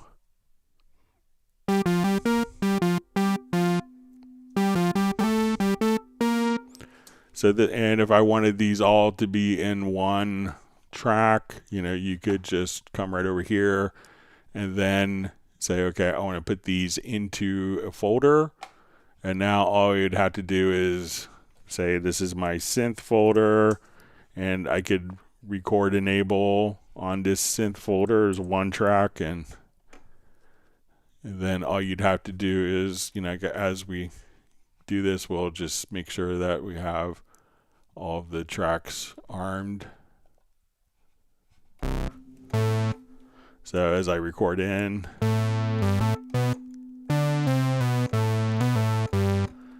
then all three parts can be recorded on one track like this, and I still have the ability to and then we could just kind of edit individually. So, and especially once you get into busing and groups and routing, this is inherently a lot more flexible approach. So let me know if that works for you, Piam.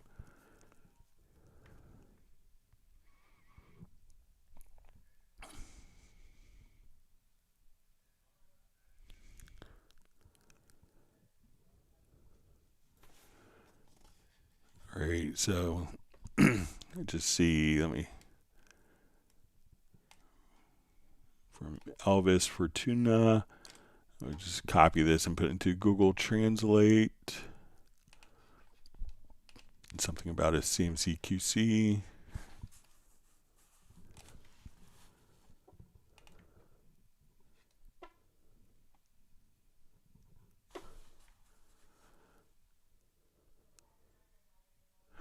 All right, so we see it says I have the Steinberg CMC QC rotary encoder controller for Cubase. Can I connect with Cubase 13?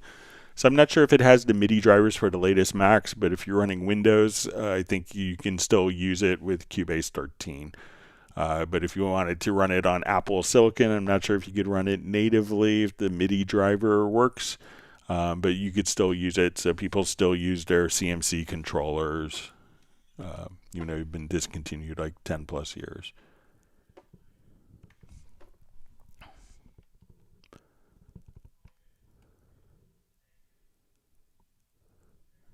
I see Jazz Dude's translation. So.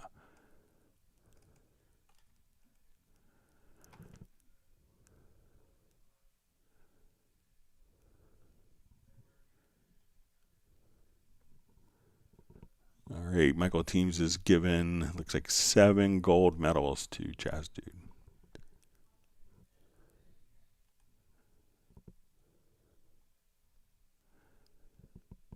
All right, so we see Bernard in Toronto says, I'd take call as my last question answered. So I think we did it, but if not, you could ask it again. And if I didn't get it, but we'll try to go through those.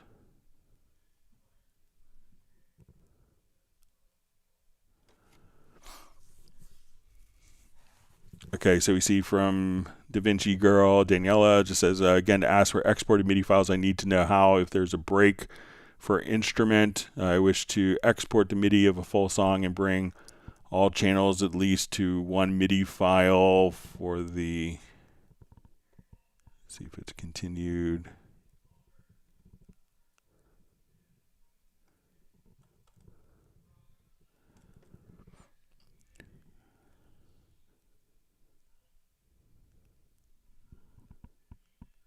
Okay, so we see, all right, so let me just open up project. So in the way I did the MIDI file isn't necessarily, if we wanted to do multiple tracks, what we could do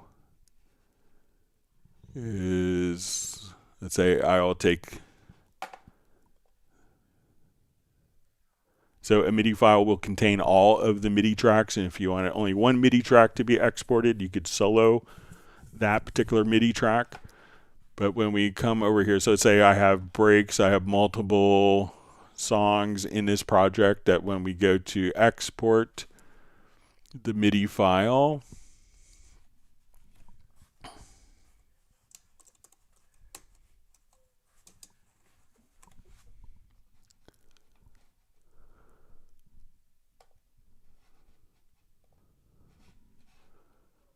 and then we go to import the MIDI file. So this way we could do a MIDI file isn't like, they're not separate tracks. They're going to be, a MIDI file will contain all MIDI data within the project. And if you wanted to only include one, you would just solo that. So I'm going to create a new project. We'll come over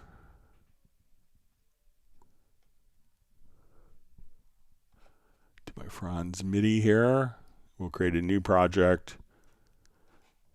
And here we can see that it's done the optimization. But we can see now that, you know, it's not just one track, but all MIDI tracks in the project.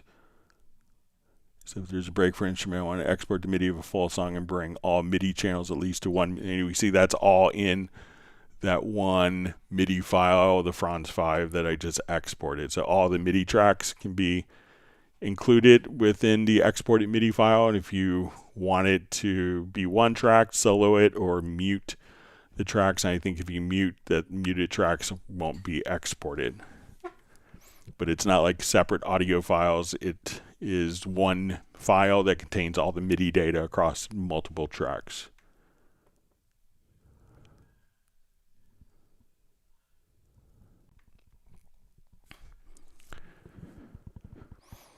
All right, Gareth asks, Greg, could you show the best workflow for incorporating or dragging the unmixed stems and spectral layers to the project timeline and then disabling or removing the ARA?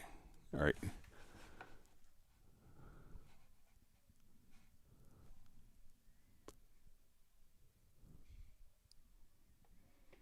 All right, let me see. I think I should have.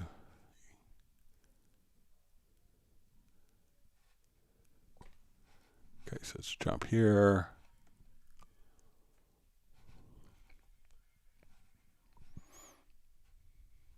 I'll revert this project.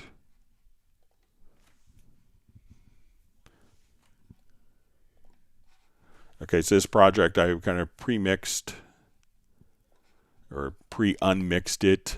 So when you go to spectral layers, I have all of my different tracks here. So so I want to take, let's say, the vocals, and I'm going to shift select all of the different tracks. Okay, and then I'm going to drag these out to our timeline, and I'll put them on different tracks. And now I think what we could do is just come over, and I think if we just do a bounce selection, replace the events, and let's say if I drag these into a new project,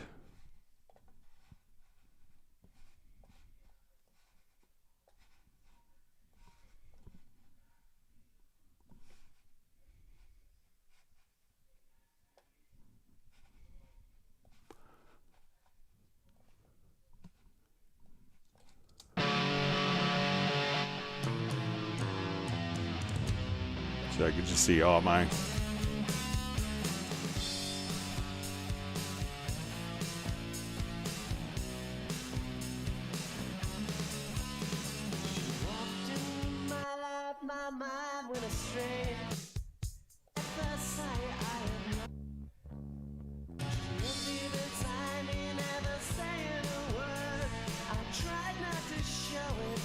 So once again, just you could select all of the files as the different layers and spectral layers.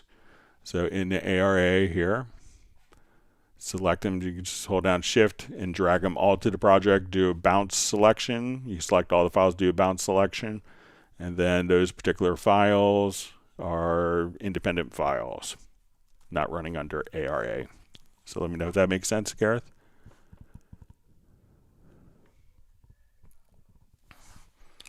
See, Pablo just says he loves Groove Agent.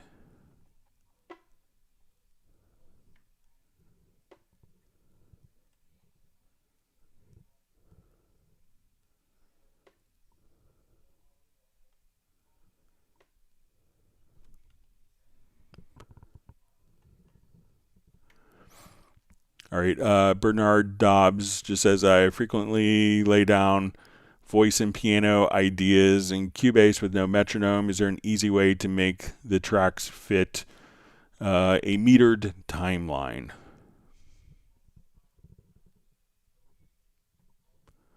Okay, so let's come over.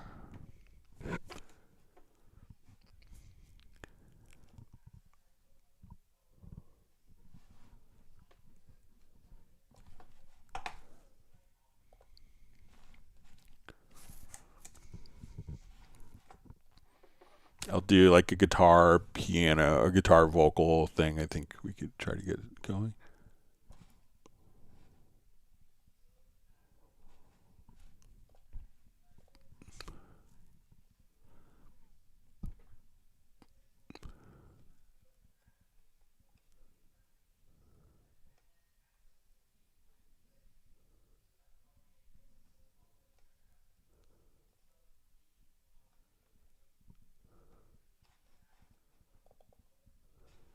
All right, so let's see. All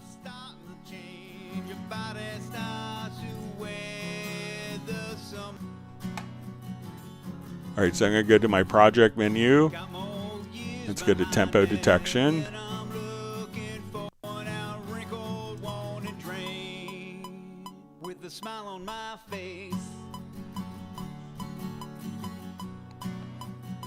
All right.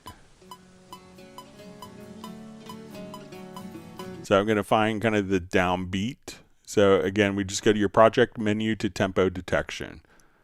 All right, so say it's going to be kind of right here. So it will figure out what the beats are, and it's going to place it in 1/4, so you could determine what your actual, where your downbeat is here. So I think we're in 4/4.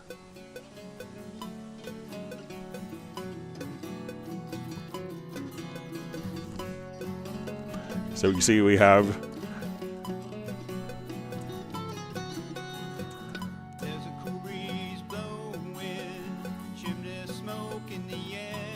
so what I want to do now is I'm going to select the file. We'll go to audio menu to advanced, and we're going to say set definition from tempo. So we could put, and what this is going to do is basically take the different tempo values and embed it either into the audio file or at the project. So I'll just choose project. So now when I come over here, we can say, okay, roughly our tempo is going 140, 131, 148. So let's say I want to do 132. I'm going to disable the tempo track here, and I'm going to say let's play now at a steady 132 beats a minute.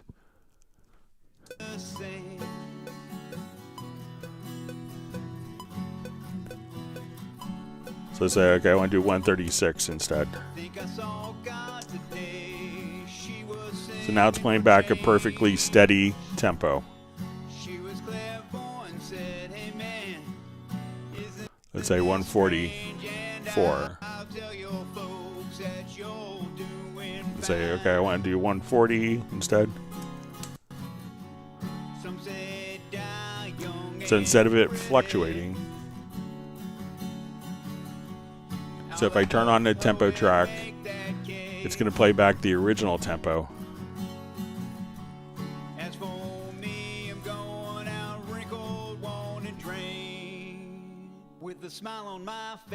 Now if I want to play back the steady tempo,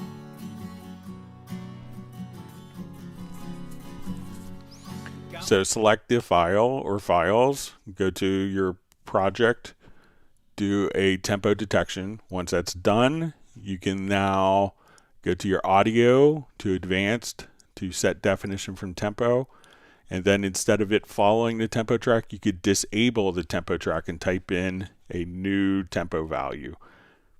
And that way it can play back perfectly steady for you.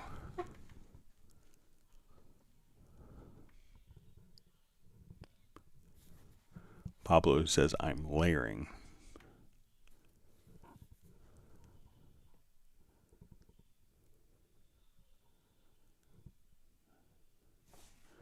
Pablo wanted more cowbells in my Groove Agent demo. All right. Next time.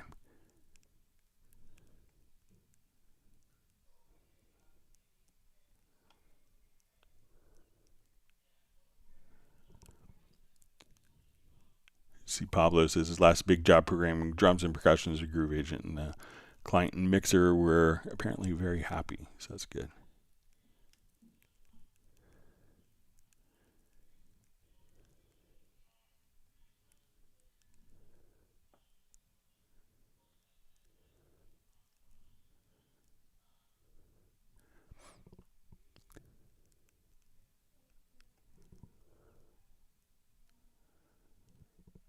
All right, so Alberto Bundy says Cubase is king.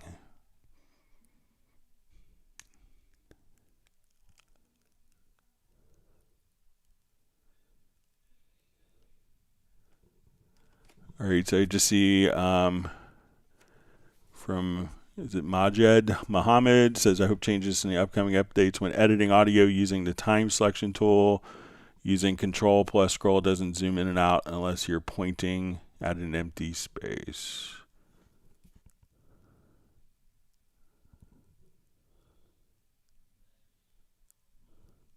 All right, so let me just, so when editing audio using the selection tool, so let's say I have the selection tool here, using the control plus scroll, zooming out doesn't,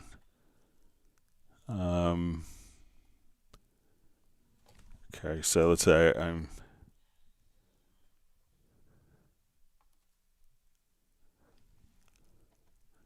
so when editing audio using the time selection tool and using control plus scroll doesn't zoom in and out unless you're pointing at an empty space. So it seems like I'm not pointing at an empty space here, but if I have like that audio selected and I using control or command plus the scroll wheel that it's zooming. So let me know if that's what you want to do and yours isn't doing that and it's only doing it when you click on an empty space, or if you want to navigate left and right, that's the shift key, or if we want to command or control plus shift, we could zoom vertically, or just control, we could zoom horizontally.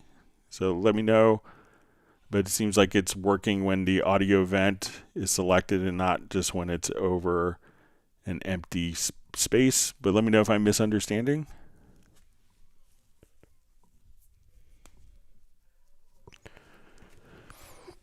All right, next question from Deg. Is there a way to stop the bottom window popping up every time I click on a MIDI or audio and have it pop in a window like the old days? Okay, so I'm going to go ahead and close my lower zone editor. And if you have multiple screens, what you could do is I will just add MIDI track here. All right, so just going to be a preference. So let's say my lower screen is closed. If we come over here to our preferences, or later Mac versions, OS versions may say settings, and we go to editors, and we can say double click opens editor in a window. So you want to choose this to in a window, hit apply, and now when I double click on an audio, the sample editor is a pop out window. Or if we double click on the MIDI editor, it's now kind of a pop-out window. So again, go to your preferences, to editors, and double click opens editor and window as opposed to lower zone. So now it's set to lower zone. When I double click, it's going to open in the lower zone with that preference unchecked or chosen to open into a window. Now when we double click, it opens directly into window.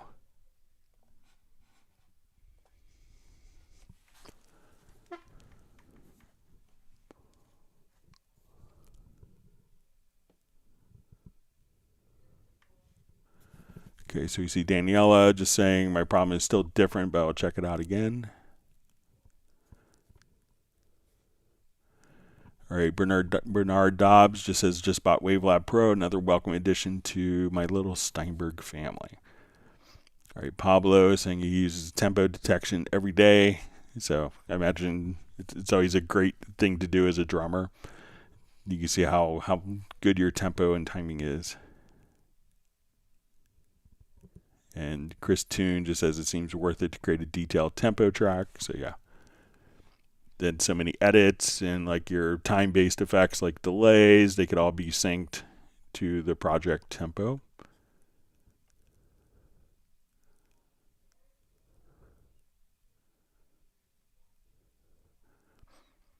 All right. See if there's, I know we had a couple questions that were mailed in, so let me get to those.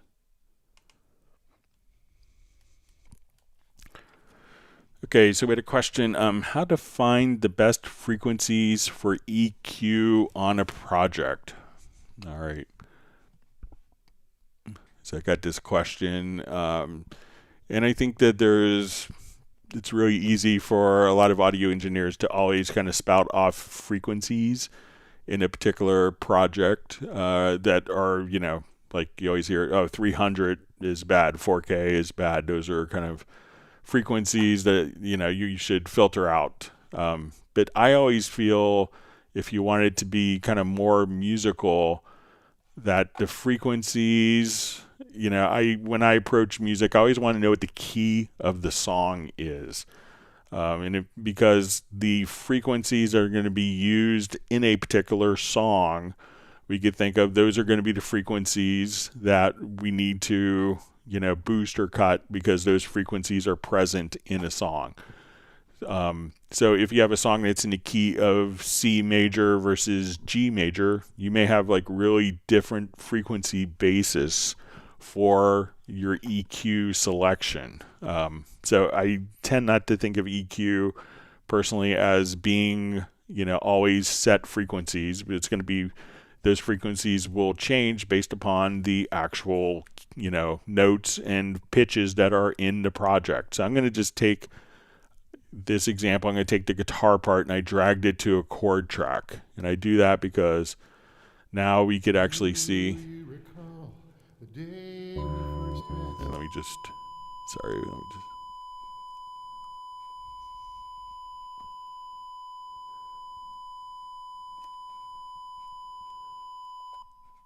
All right, let me just get rid of that plug-in. All right.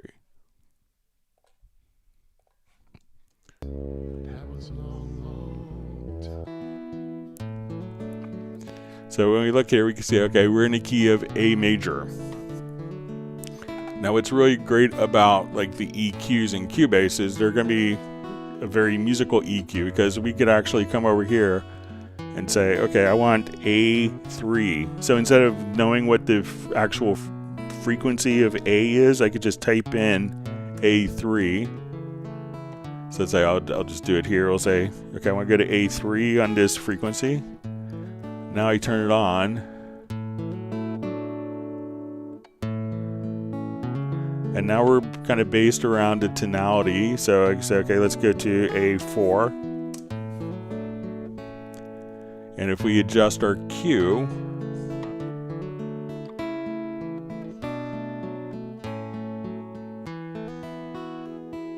and we'll adjust.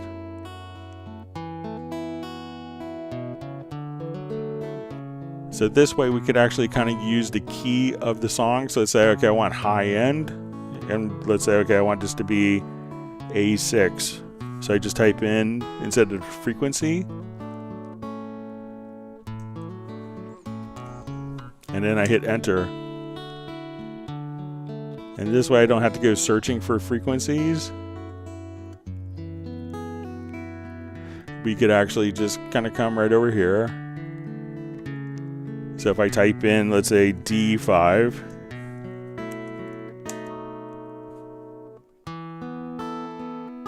versus, let's say, A5, we could hear those frequencies will kind of make a lot more sense. So we could just actually come in here and just type in the notes that you want the frequency to. So if I wanted it to go to A2 and now we turn it on, then we could just set those particular frequency points based on the actual key of the song. So that's a great way to think about approaching EQ to start, instead of always, cut these particular frequencies. Those frequencies may not be as prominent in the project depending upon your key.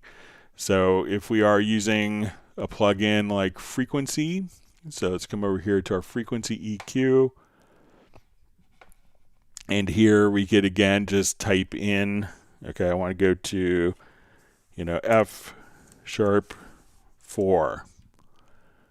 Enter that in and it'll take you directly to that particular frequency. So when you're approaching EQing a project, think of how the actual, what the key of the song is and how that is going to relate to the EQ frequencies, and use that to your advantage so that you could accentuate or cut frequencies that are booming or need to be boosted by actually finding what the pitch is. And you could look at the chord of the song and that will give you a good idea. Okay, so this one spot, it goes to D, and that sounds, there's too much low end, so I may want to cut around a frequency of D.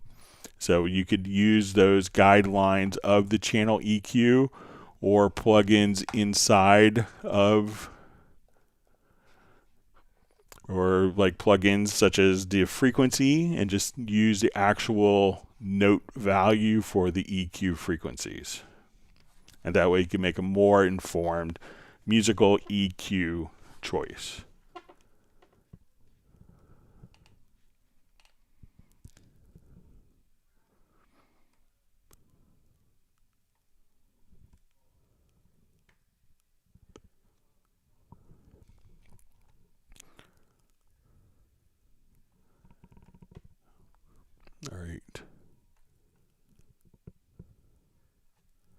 All right, so we have Peter checking in from Montreal, Canada. Thanks for joining us.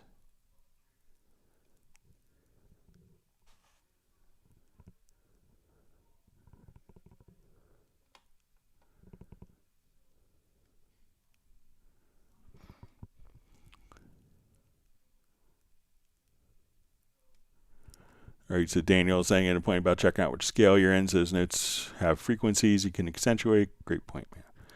All right, Rob just says, I got the option to make a drum map for any instrument. However, after double-clicking and opening the editor, I still do not have a window on the far left side listing the drum sounds. Okay, so, I'll come over. So it's just, we'll start from scratch. On this is with seeing the drum map in Groove Agent. All right, so I'm going to add my instrument track. I'll go to Groove Agent SE, because I know everyone has that as a Cubase owner.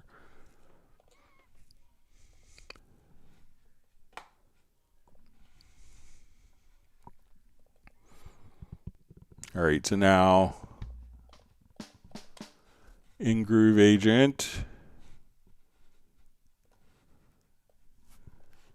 okay, so as we play, our Groove Agent sounds will come over. So I'm going to see again where it says no drum map. When I double click, so when there's no drum map assigned and we double click, it'll take us into the MIDI editor. I will adjust my editing preference.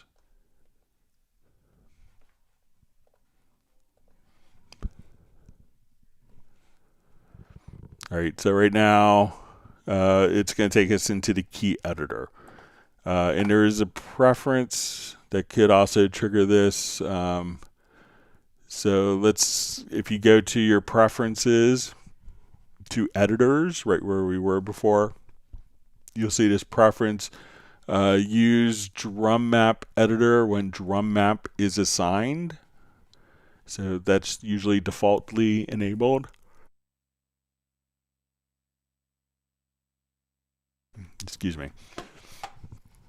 So this is usually enabled by default, but make sure that that preference is turned on. So now I'm going to create the drum map from the instrument. So now when I double click on the event, again, then all of the particular sounds will be listed from the instrument.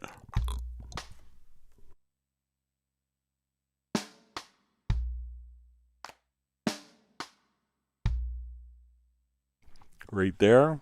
So check that preference, Rob. Again, under preference to editors, make sure that you use drum map.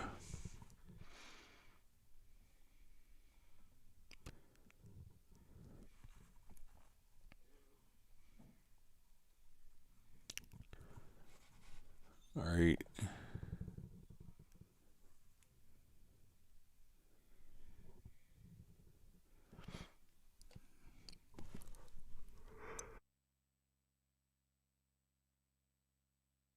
All right, so reading through comments. Okay,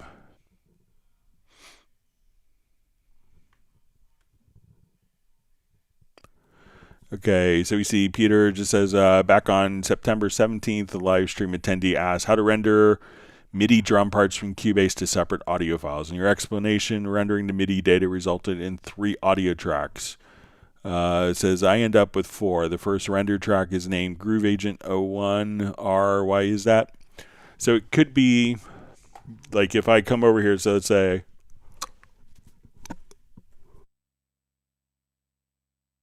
sorry, you just have a yawn that's trying to sneak out, and when you try to concentrate on yawning, you can't. All right, so let's go to the mixer. All right, so a lot of times you may have a kit mix already, and this could be just like the overall mix.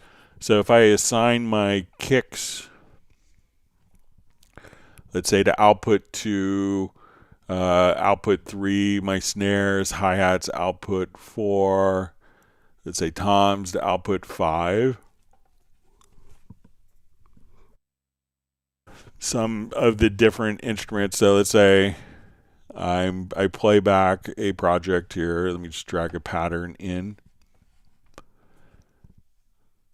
So if it is an acoustic agent when we do this, we can have still lots of tracks like overhead mics, room mics.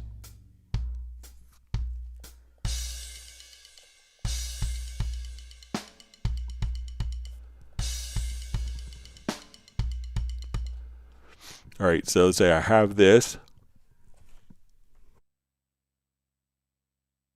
and I want to come over here. So now we have, when we look at this, we can see that we still have the Groove Agent kit and some of the Groove Agent output. So like the room mics are probably going through here. Overhead mics. So now, with an acoustic agent kit, like the snare mic is going to be captured in multiple microphones.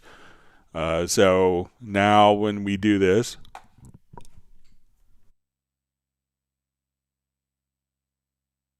so we go to our edit menu to render in place, and we will go to our render settings. I'll choose the complete signal path.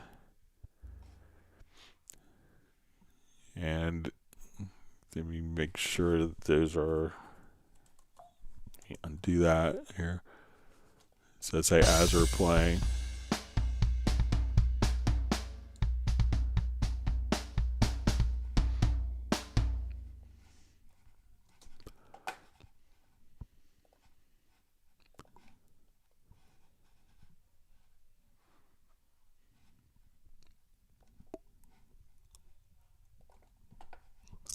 Choose our channel settings and make sure we're not mixing down.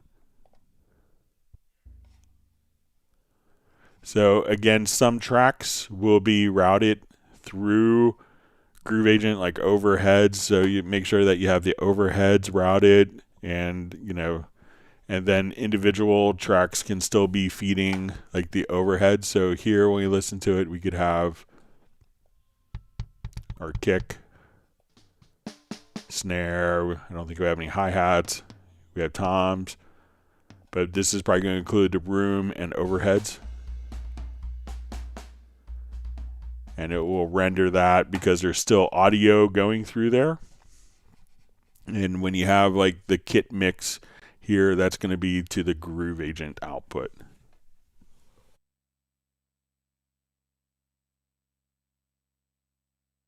All right.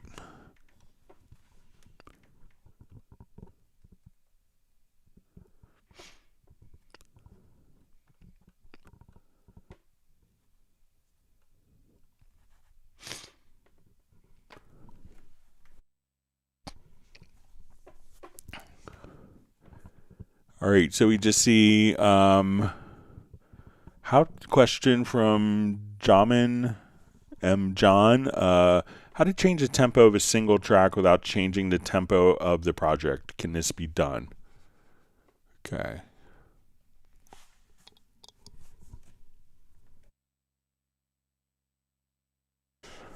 Yeah. All right, so let's say we'll do. I want to take just a quick project here, so let's just grab a couple loops.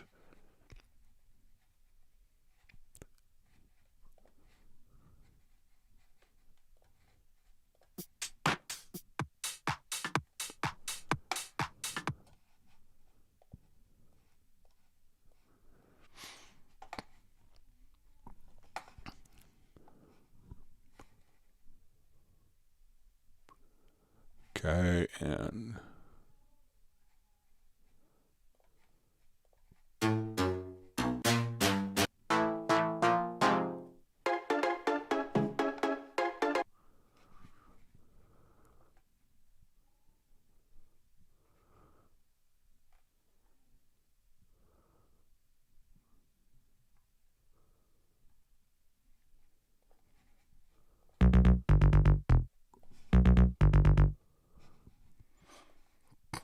okay, so I want to take, let's say I've recorded these 3 tracks. I'm just going to bounce these quickly. Okay, so we have 3 tracks, and these tracks are not set to musical mode. So I want to take, make sure I don't have this backwards. I change the tempo of a single track without changing the tempo of the project. So let's say this is our project tempo.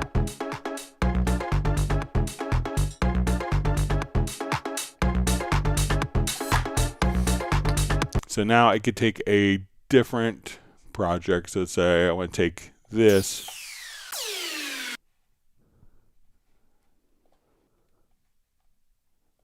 Let's say percussion. Let's see if I can.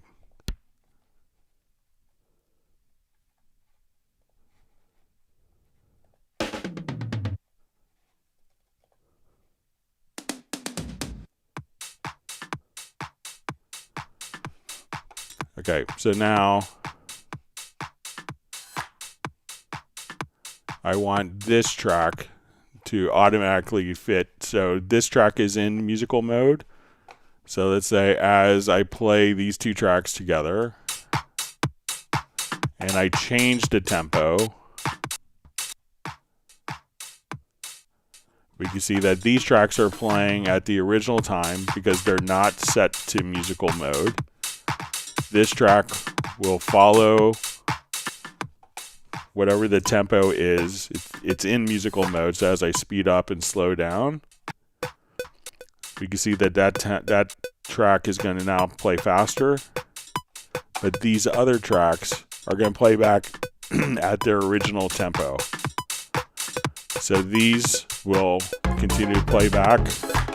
As I adjust my tempo, they may look like they're getting faster, but whatever tempo I type in, so if it's not in musical mode, it's not going to reflect or be affected by tempo changes in a project. If a track is set to musical mode, then it will automatically adjust and kind of follow the different tempo changes. So the tracks that you don't want to change, select them, and you can do it from the info line or from the audio pool. Make sure that they're not set to musical mode. And the track that you want to change, make sure that that is set to musical mode. Then that will follow the tempo.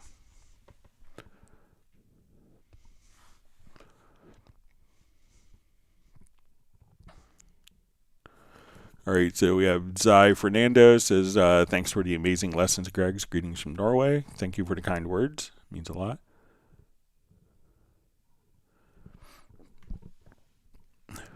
All right, we have a question from Abel Did It. Says, how can I increase the preview volume of a segment within Very Audio? All right, so let's say I want to go to my bass sound here, and we'll be in Very Audio. So let me just...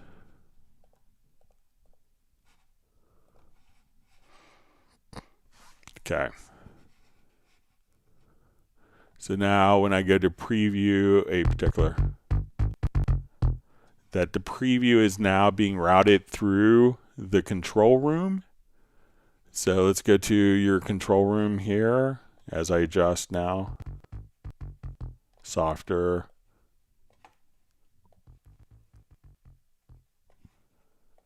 And I increase the volume. And let me make sure there's any other.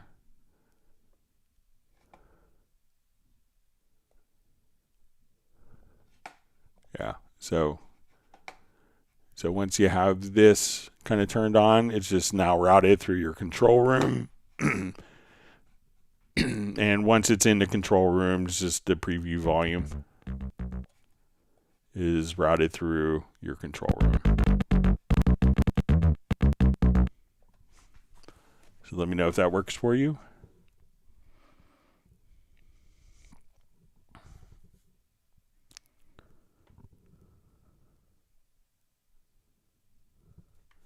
See, Best Green Jesus just says sometimes he has to close and open the editor a few times for it to register the drum map. So thanks for sharing that. All right, wonderful to see Gerald Ely from Martinez, California. Great to see you. Hope you're well.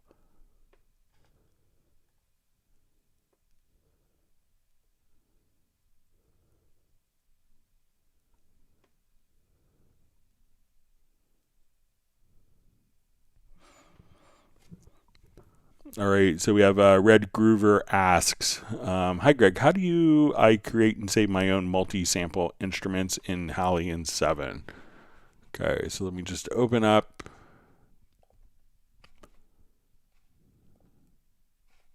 instance of Halion 7 here.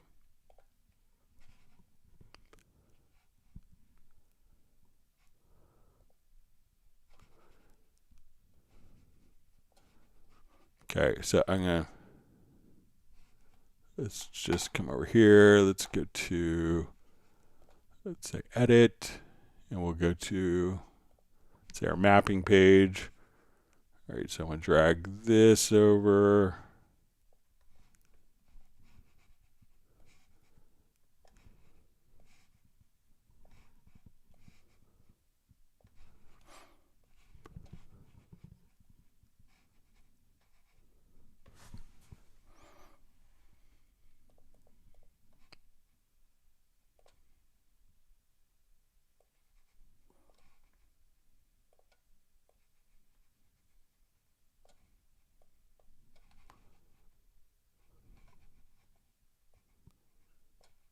All right, so say this is our multi-samples.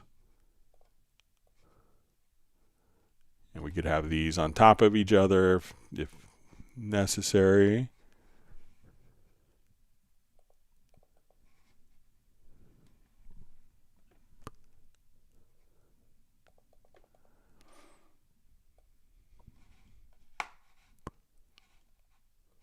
Oh, let me actually...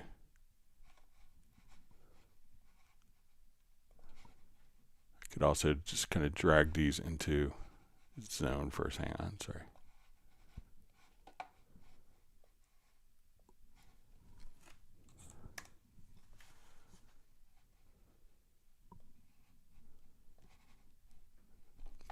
So if you want, you could even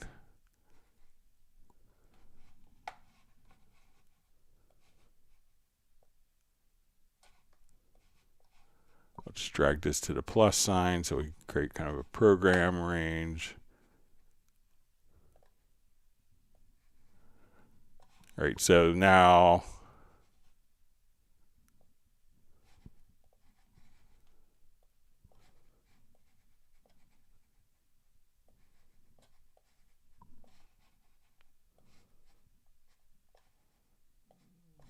all right, so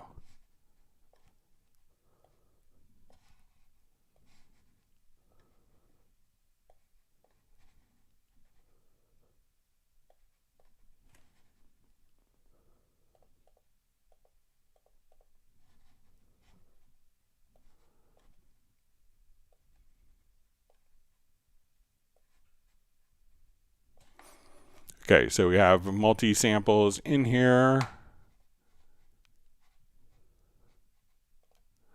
And now when we come over here, click on the program tree, and then you could right click, and then you could choose to export program as a VST3 preset.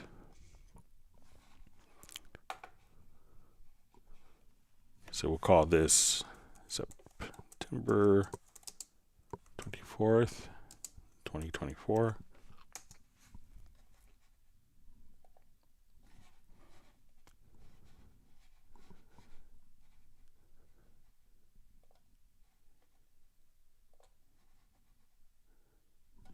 Then I will come over, let's get to our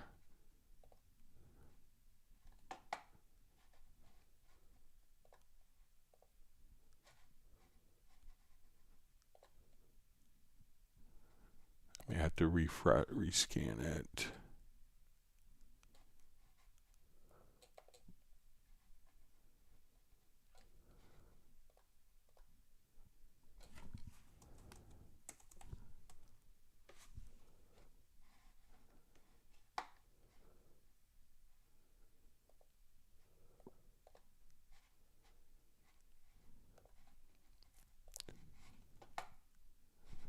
And let me just make sure where I exported it to.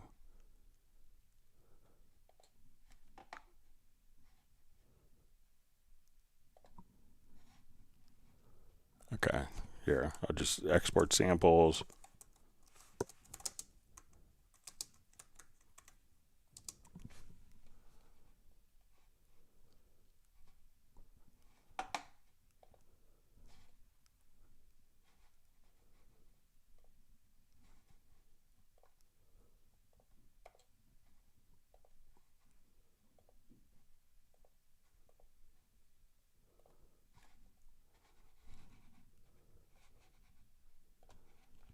Let me just take a look at Media Bay here real quick.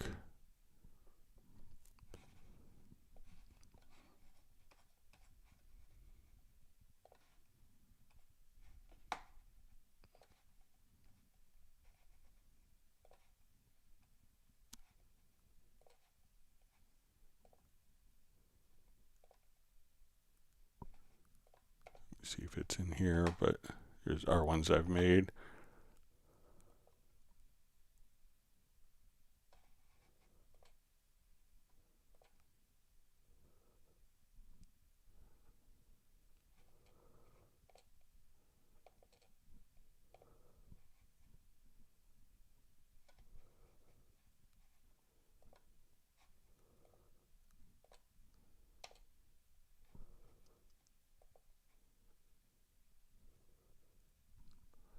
See if it pops up here.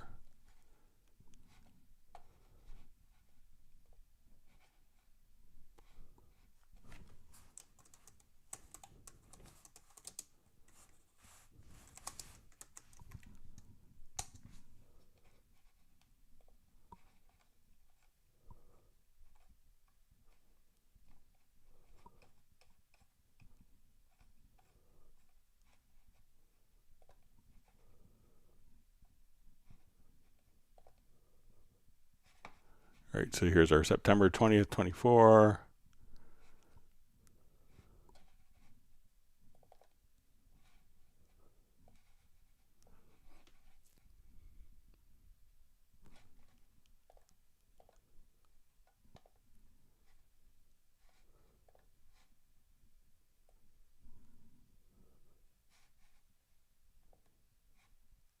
It's showing up as a reference. I'm not sure if we made a... Oh, it's going to be September 24th. All right, let me just jump back to Hallian here real quick. But I think it's...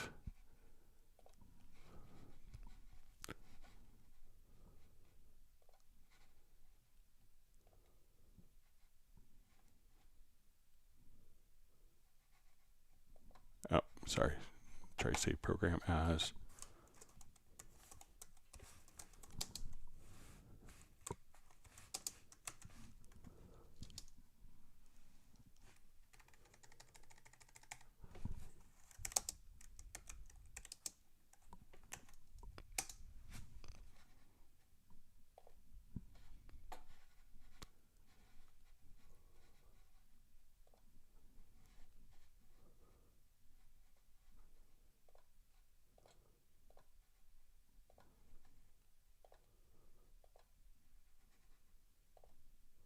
All right, so once we're in the program, sorry for my brain cramp, but right click, you'll see save program as.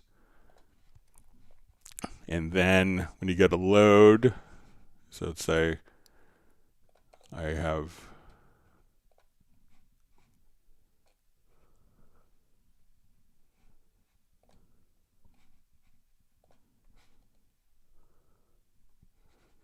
So now we go to our program here, drag and drop in all of our samples as we had copied them or automatically saved. So sorry, it took me for my brain cramp, but once you go to the program tree here, right click, and then you can save. And then if you wanted to export the samples to a particular location, then you can choose where all the sample content will be saved to. So, but just right click and choose to save as, and then that will automatically allow you to save your Hallian 7 ones, presets.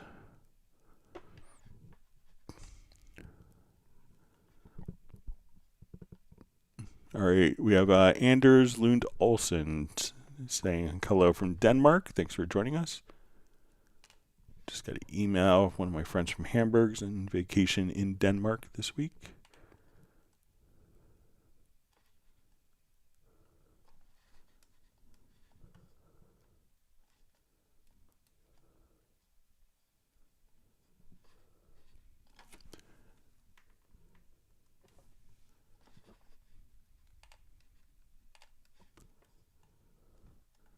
Okay, sorry, my chat field jumped.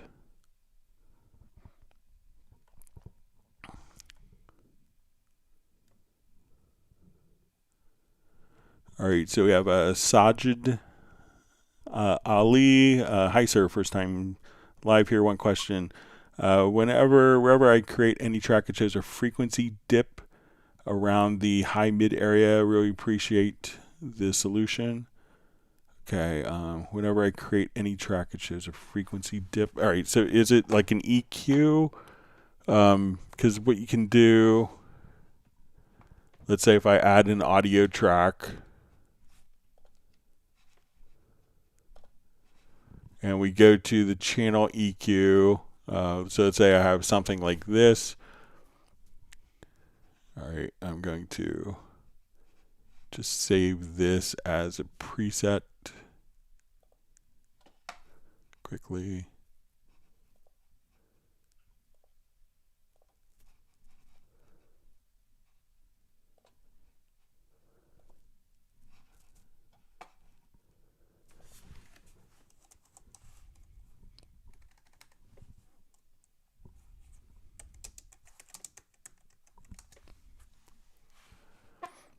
Okay, so what you can do, what may have happened if it's always like where the EQ is kind of showing like this, it could have been that when you came here, you could say save So let's say your EQ looks like this. It could be that someone may have come up to the upper left-hand corner, upper right-hand corner, and chose to save it as a default preset. So now every time we go to add an audio track, I open up the channel EQ, it's going to be set like that. So probably what you need to do is to come right over here, turn off all the bands of EQ, and it's just this little area in the EQ right here, and save as default preset. And now it will automatically, every time we add a track,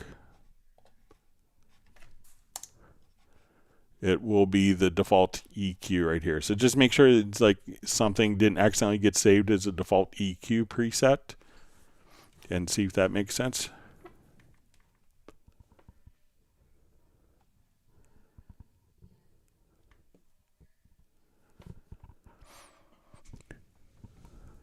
All right, so we see Peter just mentioned used the urban ballad kits and used kick, snare, closed hi-hat as you did. It says understood, Greg, much appreciated. All right, we see Pablo is having dinner. We see All About Music, glad you can make it today. Just sending love from India. Thanks for joining us.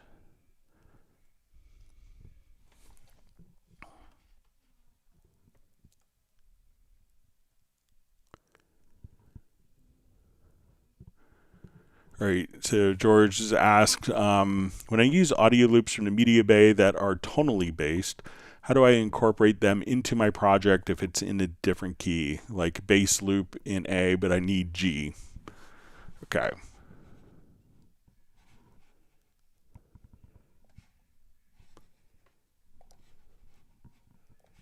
Okay, so let's say, all right. So come here, just get rid of all these tracks. All right, so let's say I am here, and let's find like a bass loops often.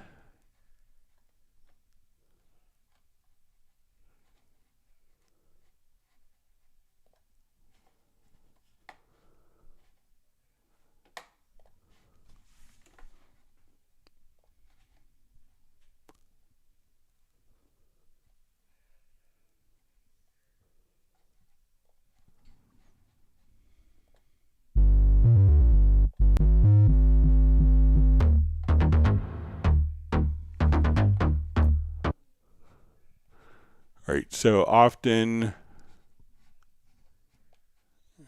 me just,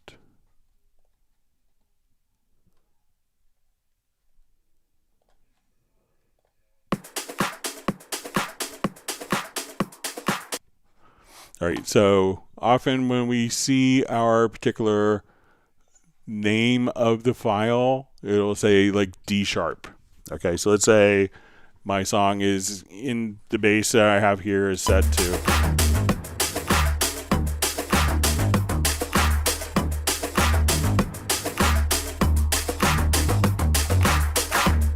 All right, so let's say our musical aspects in.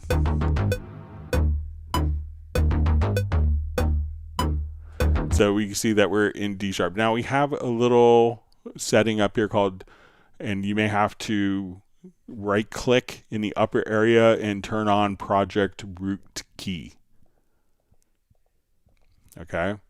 So, and then once you see the project root key, you'll probably see two different, like two eighth notes tied together here. So I'm going to say we're in the key, our root key is D sharp. So I want to find like a synth part here. So let's say, okay, let's go to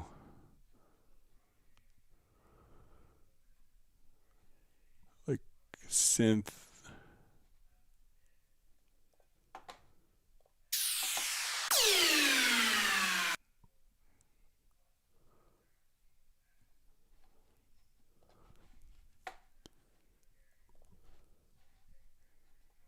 So let's say arpeggios here. So let's say.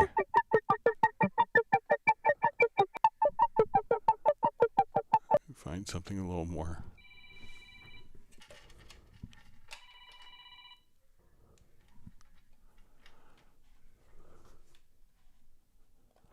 right, so let's say.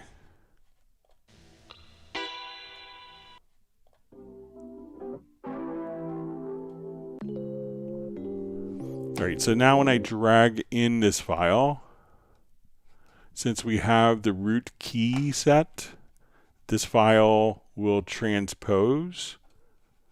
So let's say we'll listen to just the roads part here. When I set my root key to like F or to B,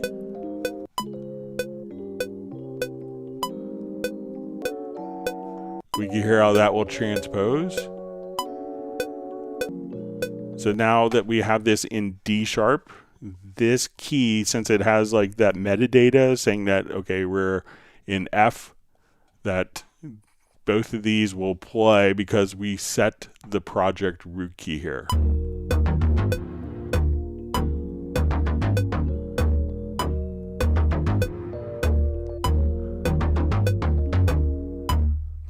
So if we didn't have a project root key set, those would play completely different tonalities. So make sure one that you have right click that the project root key is enabled. You could come over here, make sure. So now I can say I want both of these to be in F, and this will play in.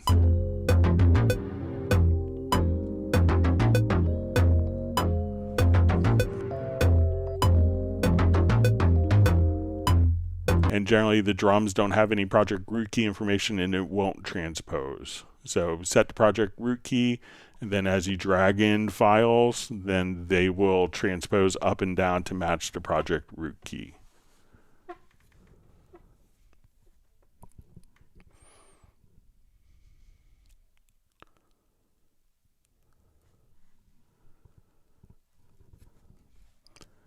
Okay.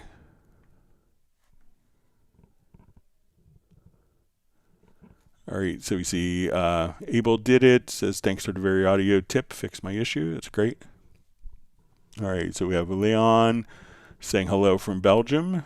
Rossi Composing asks, are there any tutorials on creating an orchestral template? The ones I've looked at seem overly complicated. I know it's not easy, but looking for a solid base to creating one. So templates can be really determined by the actual instruments that you're using. I think like if you're using the Iconicus sketch, that there are templates in the Cubase Nation Discord. I think that Jazz Dudes created templates for it. So you could use that as a basis and then kind of tweak the template as you see fit. But, depending on what instruments you have, that could be a big part. So, doing a template for an instrument you don't own could be tricky, but check out, I think that there's some, and Jazz Dude will correct me if I'm wrong, but I think that there are some templates for Iconicus sketch already done inside of the Cubase Nation Discord.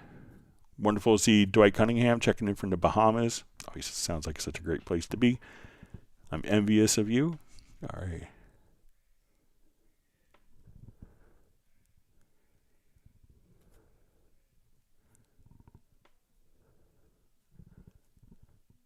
All right. Great to see Millard Brown from Pennsylvania. Says he had some epoxy welding to attend to. Glad you can make it.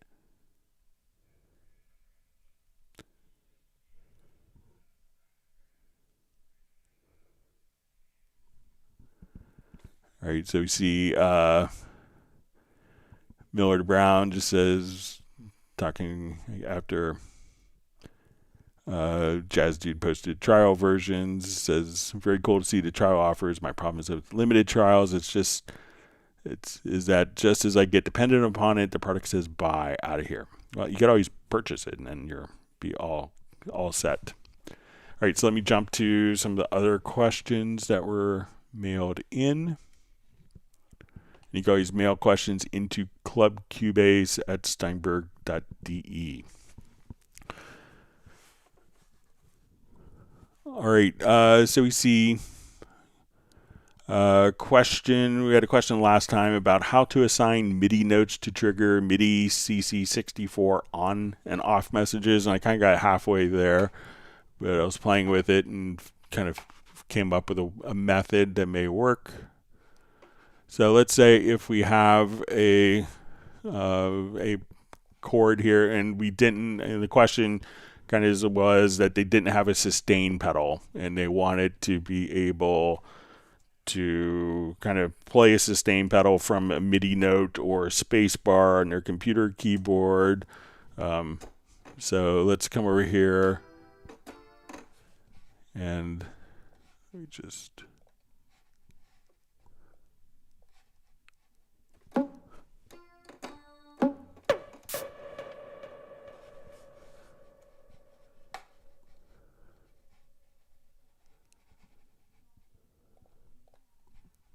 all right, just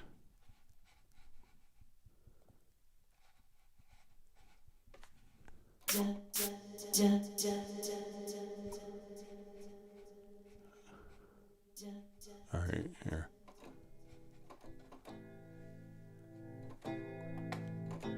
All right, so if we're playing a chord and we didn't have a sustain pedal, like I press the sustain pedal now and let go of the keys, then we could see that the keys will hold. But how to do this? So you select this track, and I made two different presets here. I'm gonna first check make sure I'm in the right octave. Okay, go down an octave here. Okay. So what I did was set up that two different MIDI notes would turn on and off the sustain. So one would turn on the sustain. So we had like every time that I now hit a C0. So when you have a sustain pedal, it's basically you turn the sustain pedal on and it's 127, you release it, it's 0. So it's kind of a binary value. It's kind of an on-off polar switch. And where I was stuck kind of last time was I could turn it on but not necessarily turn it off. So I just kind of set up two different conditions. So we said, okay, C0. So we're going to say we're going to take notes that are equal to C0, and then we're going to convert that. So basically this is the input transformer that you could access right over here. And I'm going to use two different presets. So we could say we're going to take notes that are equal to C0. We're going to change that to a controller, to controller 64, sustain. So we say MIDI controller number is set to fixed value 64. And I said the main value of that controller is 127. Now what I did is we said in the second condition, we're going to take D0 and we're going to do the same things, but we're going to set the fixed value to 0. So as I come over here and I play a chord, I hit C0, that chord sustains until I hit D0 to turn the sustain pedal off. Now I hit D0, the sustain is off. So, and basically I set this condition so that both of these are active at the same time. We could have 4 different input transformers. So again, play a chord, hit C0, it will sustain. You could change the pitch. Hit D0, you could turn the sustain pedal off. So this way we could take MIDI note messages and not only transmit and take those MIDI note messages and transform them to a MIDI CC, but we could take that MIDI CC to particular values. So we could, if you don't have a sustain pedal, you could turn it on by hitting C0 and turn it off by hitting D0. So we turn it on, off.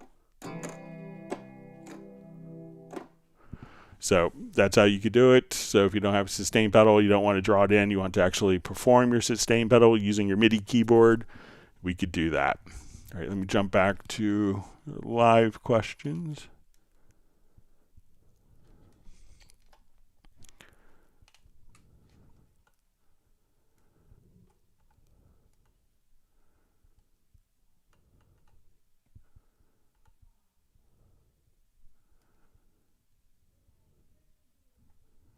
All right. All right, so we see that, yeah, that Jazzy does have the template for Iconic Sketch.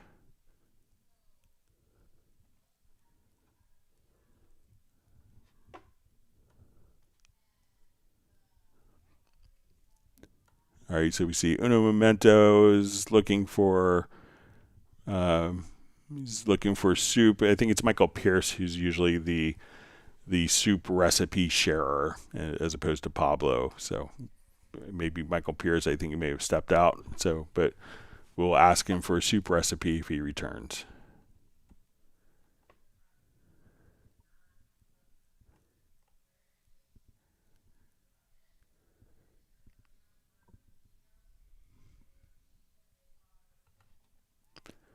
All right, so we see we had another question. All right, let me go to the question. It says, "Hi, Greg. First, I'd like to thank you for still doing these Club Cubase sessions. You've answered many of my questions without fail and to your best ability. Thank you. Do you have any advice, tips, thoughts, or techniques on programming drums on the grid, particularly electronic genres? When having everything quantized to the grid, I've learned that doing things this way is almost like creating layers similar to synth layers, but with bass drum, snare, and hi-hat. The transients fall on each other and get in the way of each other. I found if you fade in the snare drum evenly by a few milliseconds, it creates a separation between the snare and bass drum when they hit together. I also like to use a logical editor to nudge grid notes, -3, +3 ticks either side of the grid, and you could hear the drums open up the transients as the transients aren't perfectly aligned. Do you have any more tips on bringing drums to life whilst programming concerning the grid? All right, so let's take a quick look. I think I have a Groove Agent kit here. So let's say we want to do... All right, so let's say we want to do like kind of a quick drum programming that's, so let's make sure we have our drum map. So I will come over here. Let's create the drum map from the instrument. So let's say we'll do a basic drum map, a basic drum beat here. All right, so we'll scroll down to where we have our drum. So we'll start at C1. So I'll just put the click on. All right, so let's say I want to start off with just, so sometimes, as you mentioned, layering different elements.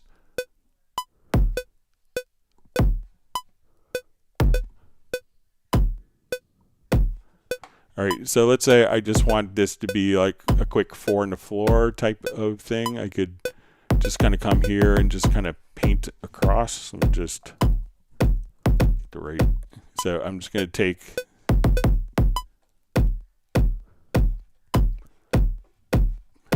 Now, sometimes when you want to layer, all right, let me make sure my loop is set here correctly.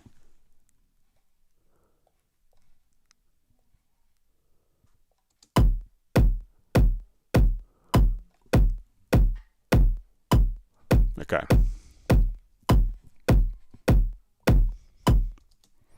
Okay, so let's say we'll do quick 4 on the floor, and I want to throw in,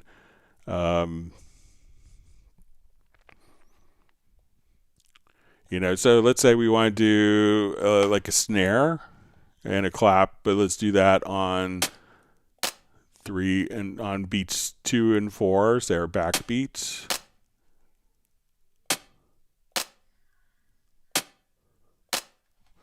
All right, so now if we listen to this,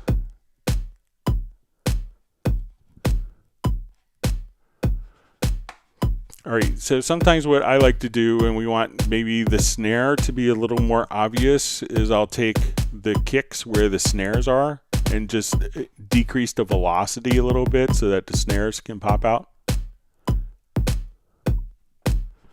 Now let's do hi-hats. So I'm going to do like closed hi-hat here, and I'm just going to do like 16th notes.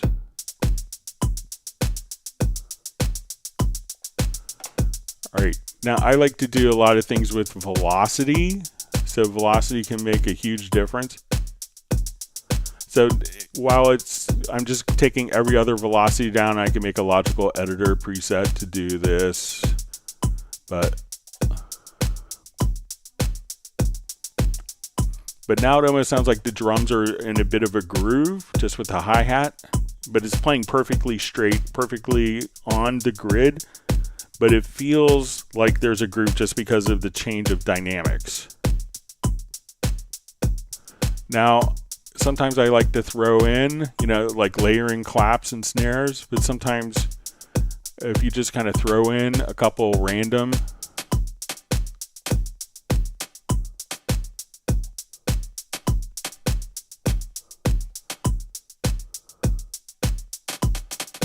and just decrease their velocity,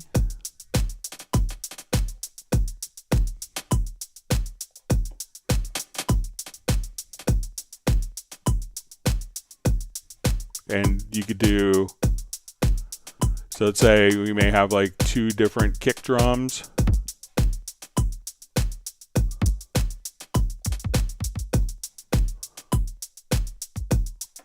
and decrease the velocity of that kick.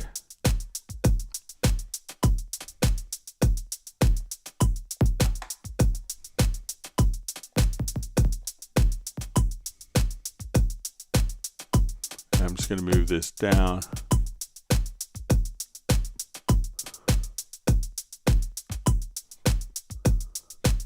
So again, like little simple stuff like that. Let's take, so we select our hi-hats, we could see this, but let's say if I wanted to apply just a groove, quantize on the hi-hats, what we could do is just come over here, let's set our swing a little bit. So we could just see, okay, we're going to come right over here, see our quantize amount, let's set,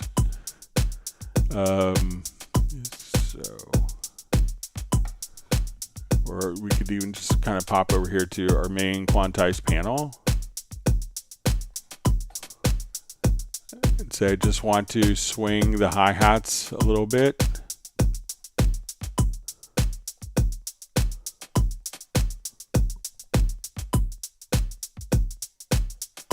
So that kind of coupled with the different events. Now, if we want to get like really interesting, we could also start doing different aspects within the instrument itself. So let's say I want to take like this kick and I go to the pitch. We can say, okay, let's go to the pitch envelope.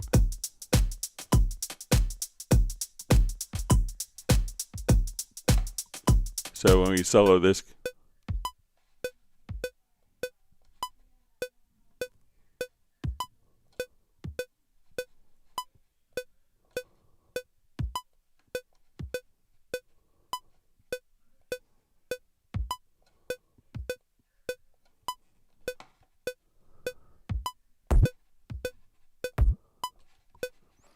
so let's say if I wanted to do it maybe on this kick.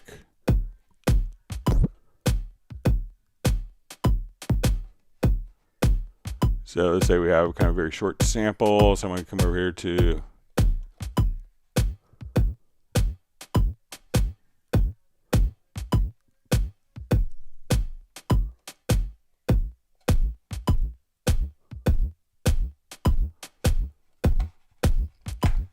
So now if we want to come over here, we'll just turn off we'll do a solo defeat. So if we want to adjust the envelope amount, just to give it a little motion, then let's say we want to take the hi-hats here. I'm going to go to a MIDI insert on this particular track. Let's do an auto LFO. I'm going to change the LFO to, say, controller 12. And let's find where our hi-hat is. And now let's go to the pitch, and I want to adjust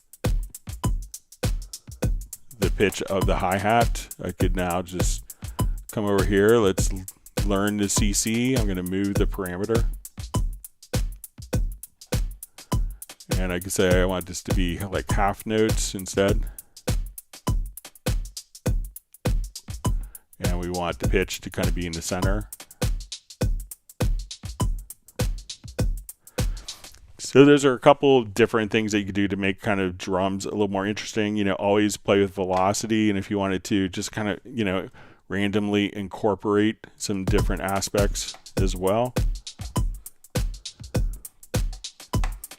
And let me just, we got our pan adjusted here. Let me just center it out.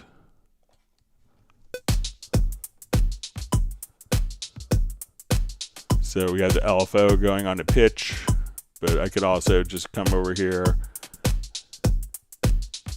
and put in like different rhythmic values. Let's say, okay, I want to go to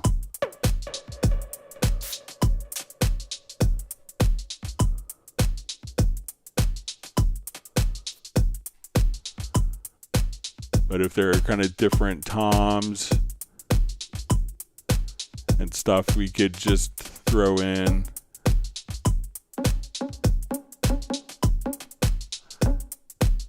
and you could choose kind of different rhythmic values. So let's say, okay, I want these to be put in as eighth note triplets. So as we kind of randomly paint some of those in,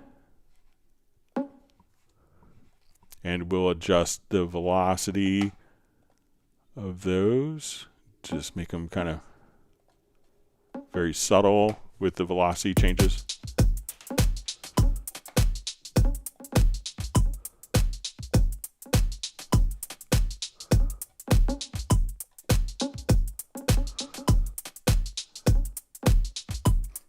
So just a couple of little things, and even if we wanted to take like where we have like our snares layered here.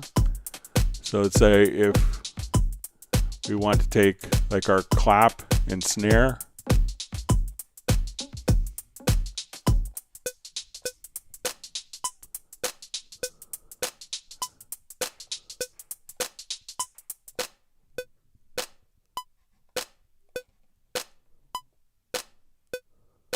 All right, so say, you know, what you could do on just this snare, like if you want it one to be more of a transient, if we go to the main section, I could select this sample and just have it fade in.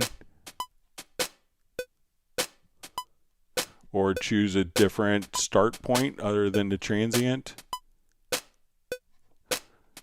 And then you could always just kind of choose to pitch the snare down and have one pitched higher. So those are a couple of things you could do, kind of like, you know, adjusting kind of the offsets of where the sample is hitting itself. If you want to do a fade in, fade out, being able to do stuff like LFOs on the pitch and panning, or, you know, doing kind of pitch envelopes. Lots of great stuff you could do to kind of make tracks kind of stand out and have a little more impact. All right, let's jump back to questions.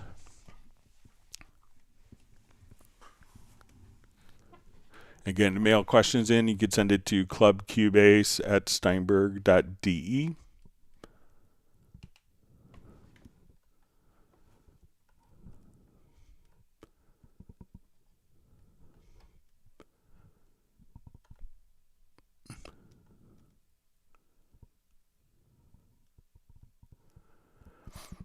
All right, so we have another question. Just says Groove Agent is not showing content. So if you come over, it's usually a separate install. So let's say if we open up Groove Agent, you kind of right click here and go to Load Kit with Samples. You could also just kind of pop out this little folder here. If you don't see all this content, make sure that it's installed. And you could do that by going to, so let's pop over to the Steinberg Download Assistant.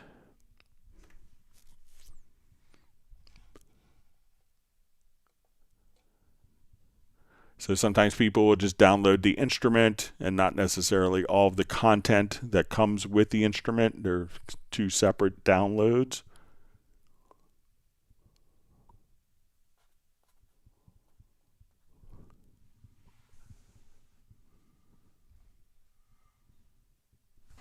So now if we come over to your Cubase, so let's come to Cubase Pro 13. At this point, make sure that you have all the Groove Agent content installed. Hang on one second, my son needs something. Hang on.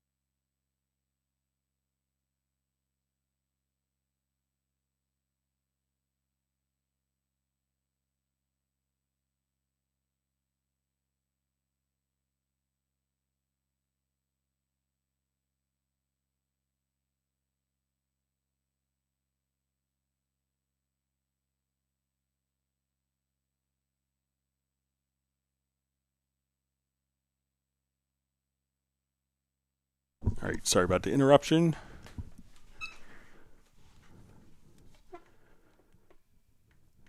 All right. Wonderful to see Jeff Zabelski from Chico, California. Glad you can make it today.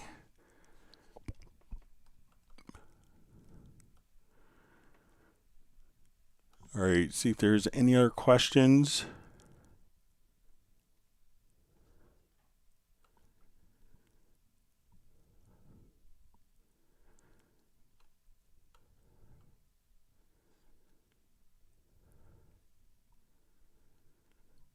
See Chris Toon, yeah, sorry. My son got home and wanted me to tell me something about his day today.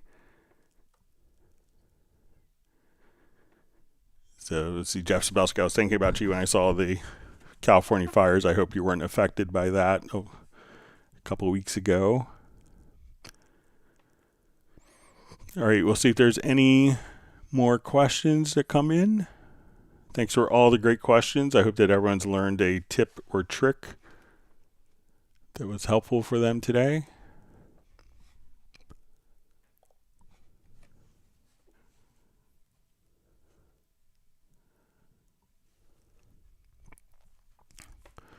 Okay, Jeff Sabelski asks, I need to transfer apps from another email account. How?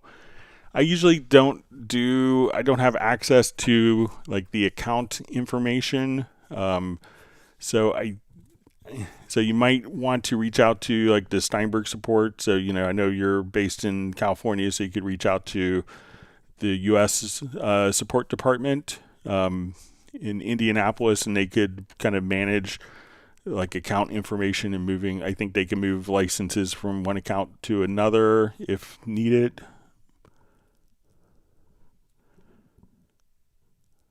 All right. See, Mark Rabin has made it back. Hopefully, Mark can play. We see he's not with Stella, but hopefully he can play the replay and have Stella fall asleep.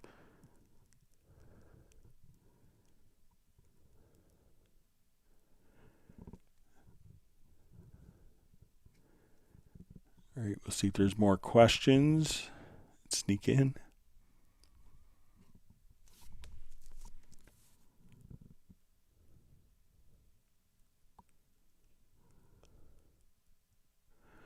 All right, so we see about the question previously about the content says I've done this, but I think I messed up with the location for the Groove agent content. So if that's the case, there's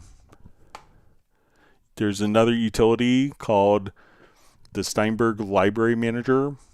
So this is going to be used for determining. So if we come over here, we can see if you have the Groove agent content. So you should probably see a list like this. If not, you could search for, like, if you know the content files are going to be like .vst sound files. So if you notice this, we say, okay, it's going to be like, this is, you know, FGP SMT 122 Groove Agent SEAM drums.vst sound. So look for like a content that's going to be .vst sound. So let's say if I want to come over here, so wherever, you know, you could do a search on your system, but let's say we go to documents,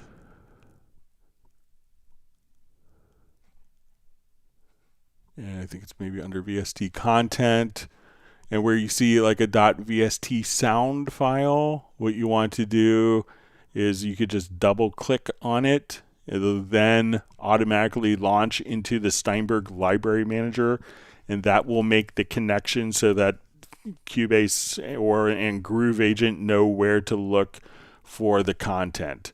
So just kind of look for .vst sound files. You could also just choose to right click on the file and say open with Steinberg Library Manager. That's the default application for .vst sound. And then that should make the connection between the instrument and your samples.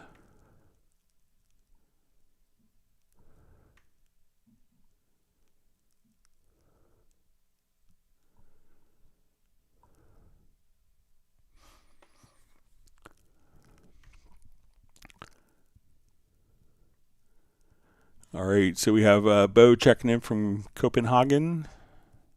I'm not sure if it's Copenhagen or Copenhagen.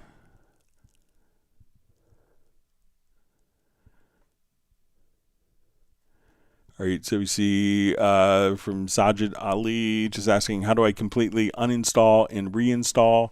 So if if you're going to your Steinberg download assistant, so let me just open that up again.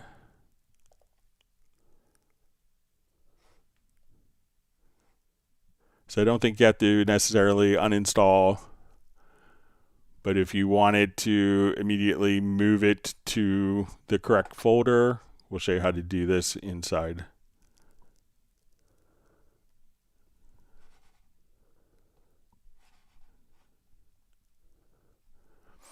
Okay, so as we come over here into the if you go to the Steinberg Download Assistant, you can now come over to your settings, and then you can see right here that the download directory, where that's set to.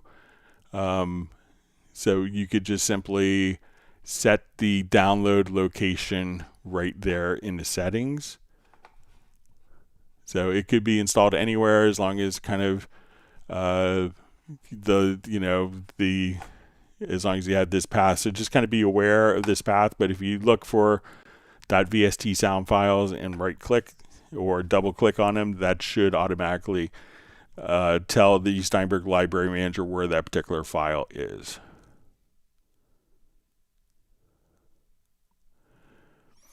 All right, Bratman Studio just saying, hey Greg, I placed 2 the same MIDI tracks and they were flanging like crazy. How do I do a 180 on one of the MIDI tracks? Thanks.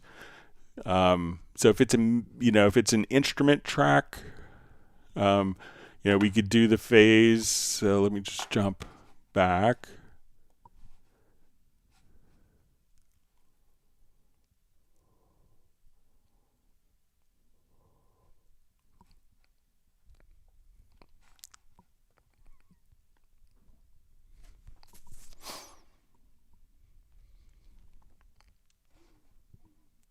So, usually MIDI doesn't necessarily have a phase relationship, but so let's say if I take this particular track here, and I duplicate it.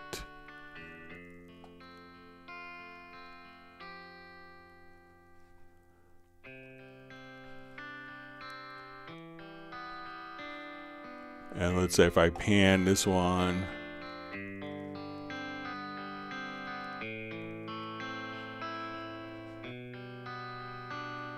so, you know, usually we don't get like a phase until it is, you know, because it's probably not a phase problem. If it's kind of flanging, you know, so if it's on the same device, the same MIDI channel, you know, the MIDI can't necessarily play the same note twice, so you may get some kind of inconsistencies in playback with that. We could just take this, because it's just the MIDI data.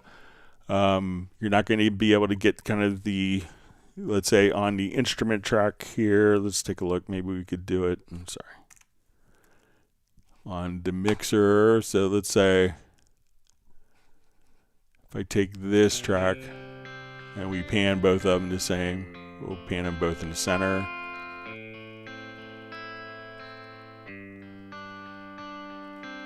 But on the audio part, there is a phase flip that you could do here.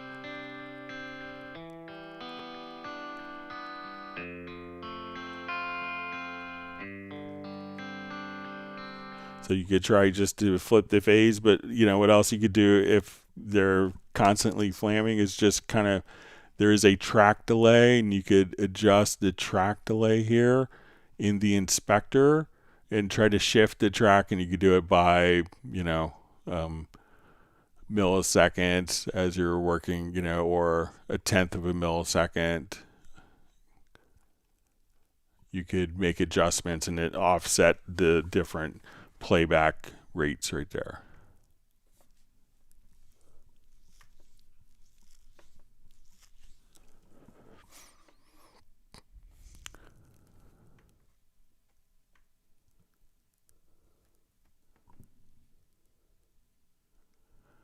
All right. So you see Jeff Sabelski's getting into Dorco. He just says, thanks for the Dorco Pro deal at the loyalty voucher.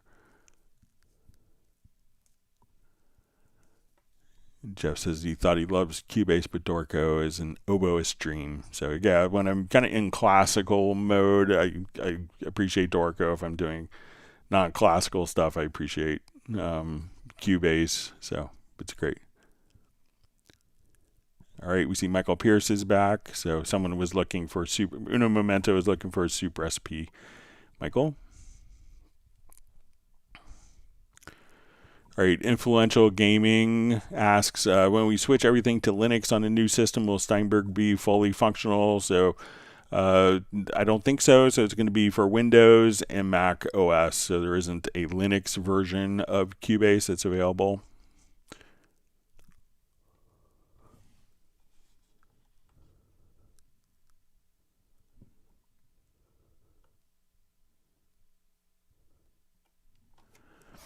All right, Jazzy Lamel just says, greetings, Greg. How do I use the index for the live stream for past shows? So let's come over here.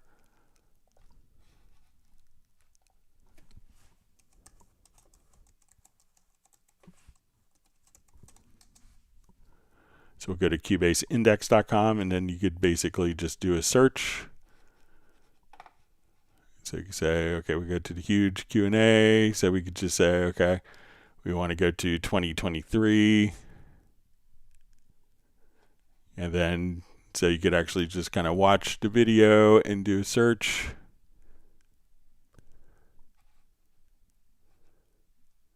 So if you want to watch the video of it. If you work with vocals, let me show you how to save tons of time and still get professional results. It's called Xbox. It's like having 10 plugins all in one.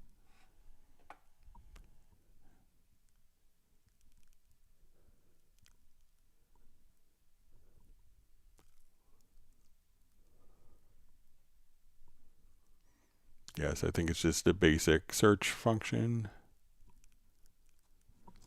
So let's say if we're here,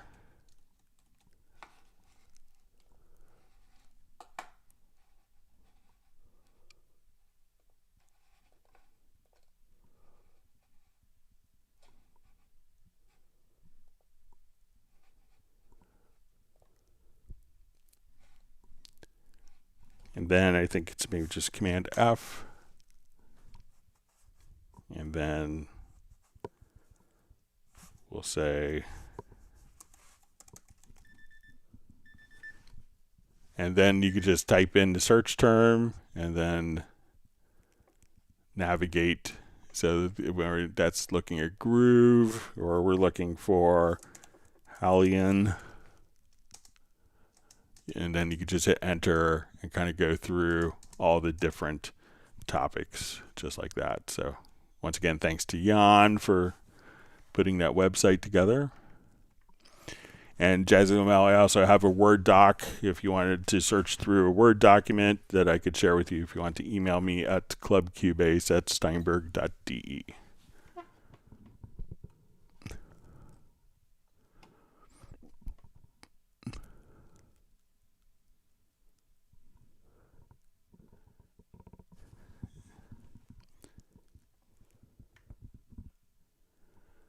See, Jeff Zabelski's been busy playing oboe on 4 shows of Hunchback and Notre Dame. Yeah, so I have an orchestral concert I'm doing in about 2 weeks. My first rehearsal tomorrow, so looking forward to that.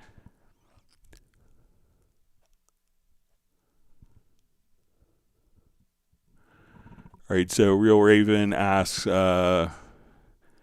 says Jeff here, is maybe a silly question. Is it possible to set the track picture multiple tracks or easily copy it from one track to the other? It always takes a lot of time to do one by one.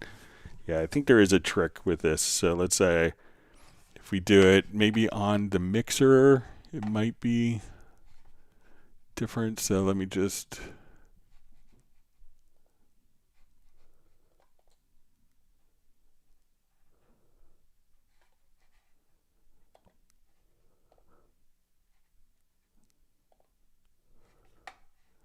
All right, so say we go to our track pictures here.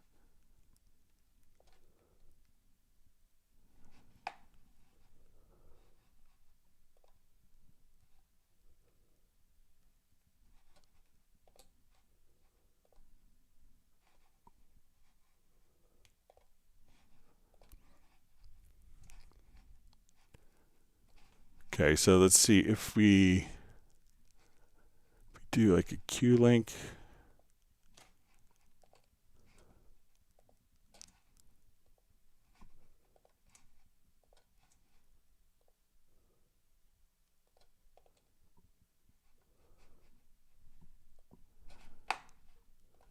Just try it with the new projects. It's a little less.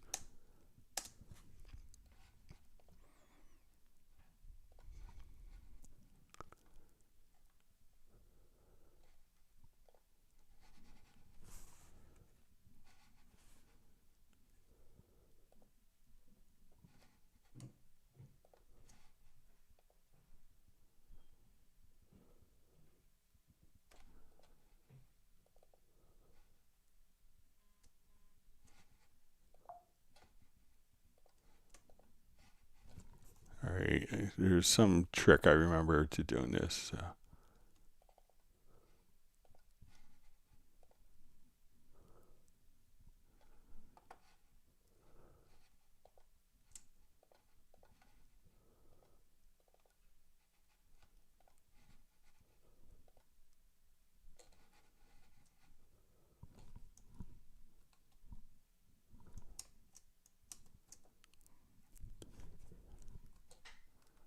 Let me see if I can remember what it was.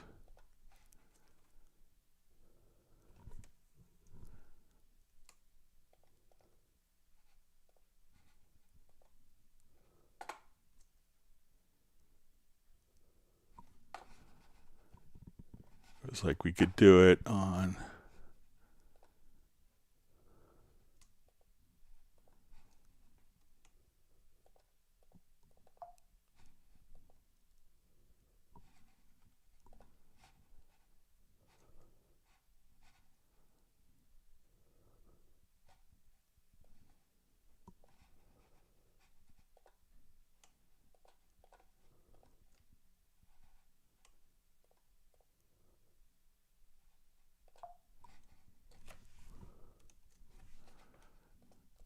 Yeah, I remember there's some tricks. You can probably search on Cubase index.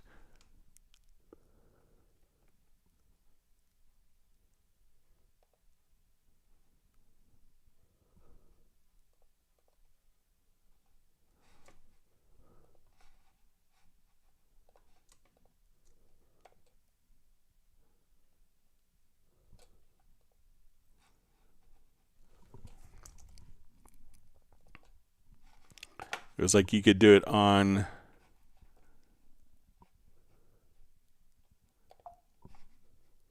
see if it was from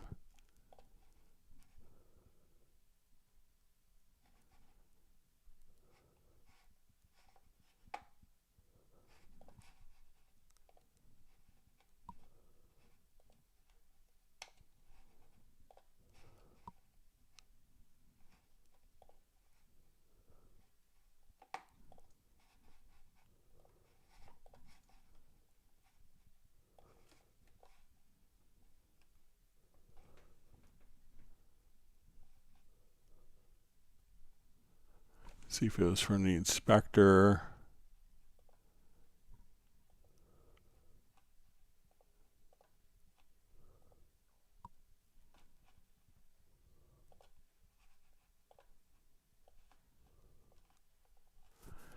Yeah, I'll play around with it and see if I get an answer for Friday, but there was some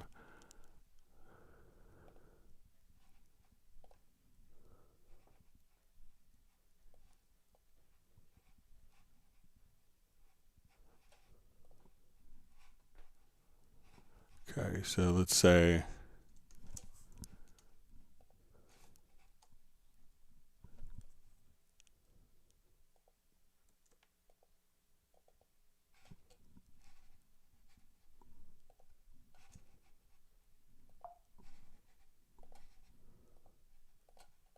okay, so if we come here, let's go to a new project. And you could do it from the inspector. Let me clear my throat. All right, so let's add, let's say 4 audio tracks. We have no, I'm going to come right over here, make sure that we have our section set up and that we have picture enabled.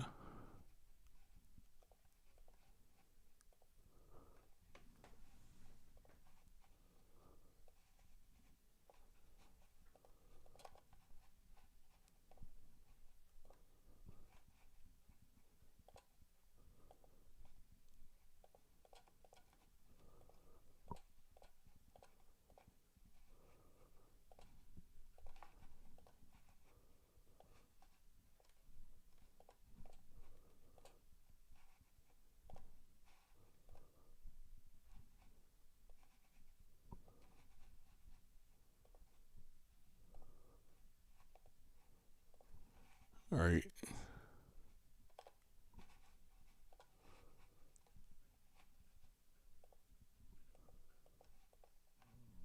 All right, so we got to get the track pictures show up here.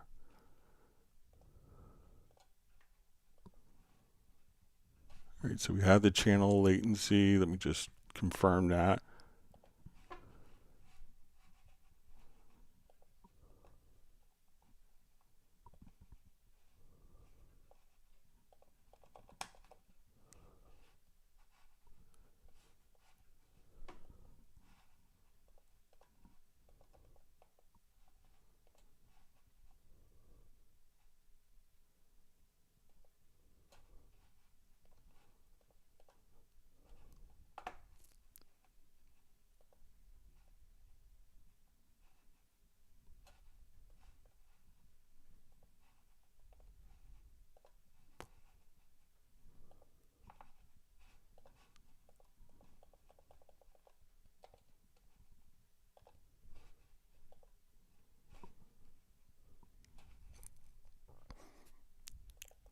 All right, I'm just going to add one. All right, so it's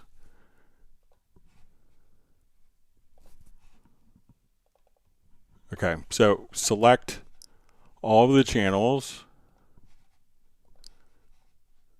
Sorry, it's taking a while. All right, so select all the channels. We're going to hold down Alt Option and Shift. I'm going to click in here, and now I want to add the guitar. Hit OK, so I'm holding down Alt or Option plus Shift, and now that same track picture has been applied to all of the tracks. So you could do kind of the Alt or Option plus Shift, kind of the quick link, and then select all the channels here. And then as you click, you can say, I want it all to be that. And then all of them will change at once. Sorry, it took me a while to get there.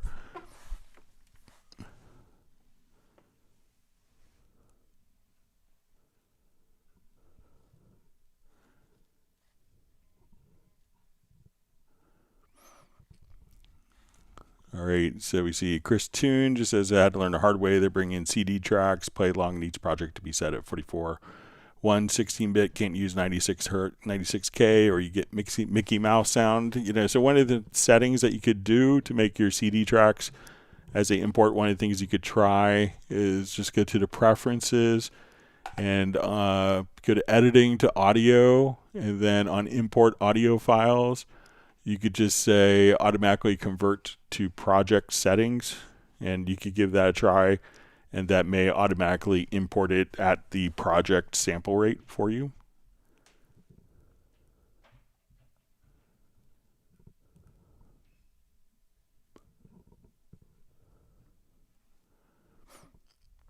All right, so we see Chris Tunes just saying, so chances are your question has been asked. All right. Let's see if there's any other quick questions. If not, we'll wrap up a little early. I want to thank everyone for all the great questions. I hope that everyone's learned a new tip or trick. If you have, make sure you hit the like button. Take a quick look. So far we've had 1,129 people popping in and out. We see 115 likes. Thank you very much. And if you haven't subscribed to the YouTube channel, make sure you do that.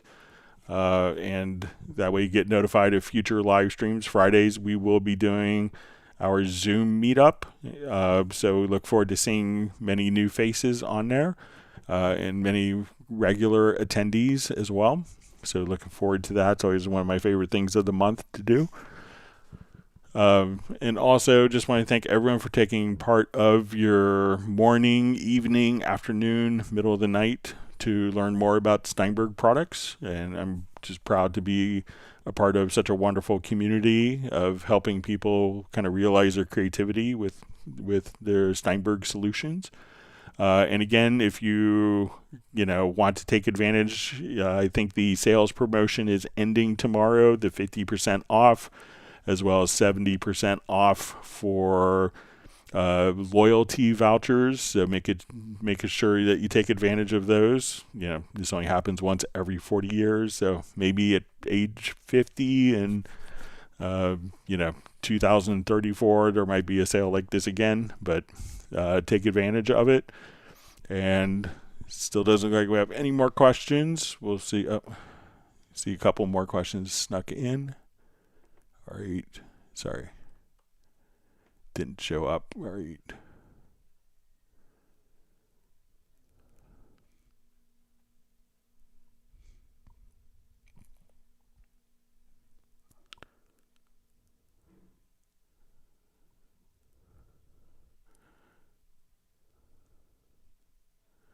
Okay, so you see a question from Soren, and he asks, when making a chord track, bringing the chord track over to a MIDI instrument, then using the Score Advanced explode function to split the MIDI at the instrument to separate tracks, is it editable? All right, so let's give it a shot. You just add chord track. Here, I have one can set up in other project here.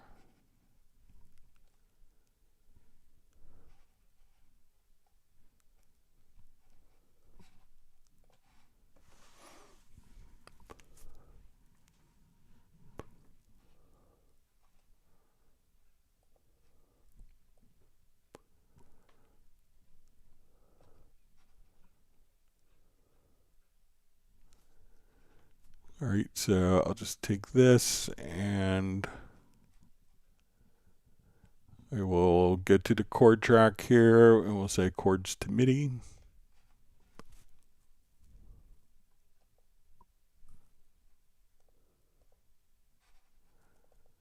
Okay, so we have this.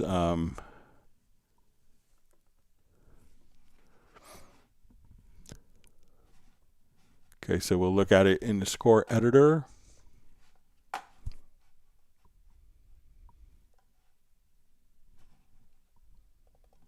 Just give it a grand staff here.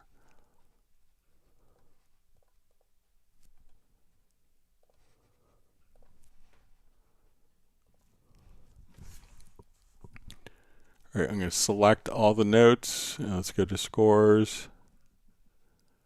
Functions explode. All right, so we'll put it to new tracks. All right, so we have our one track there. All right, and we'll see if this one is editable.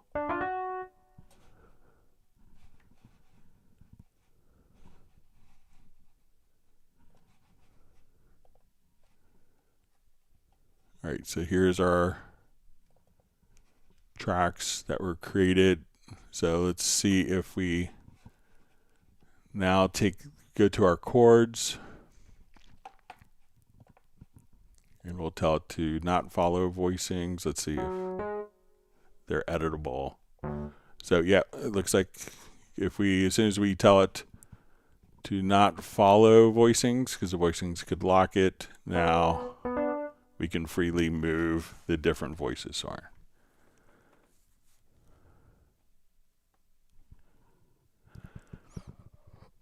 So we see Jazzy Noel. Hey, Greg, can I get your honest feedback on using Atmos for mixes? I really don't see it going anywhere, and it's too expensive for the setup. Is Cubase set for Atmos? So Cubase and Nuendo are both set up to do Atmos delivery and mixing. So I think, there's a lot of times when perhaps record companies want to, resell you. I'm sure that they loved, having people buy an LP, a cassette, 2 LPs, 2 cassettes that get worn out, a CD, then buying it on iTunes as MP3s, buying it as a higher resolution. So, you buy, there's probably a lot of people who have bought Frampton Comes Alive in, 6 or 7 formats. I'm guilty. Other classic records as well. So I think that there's a lot of record companies wanting to repurpose existing music.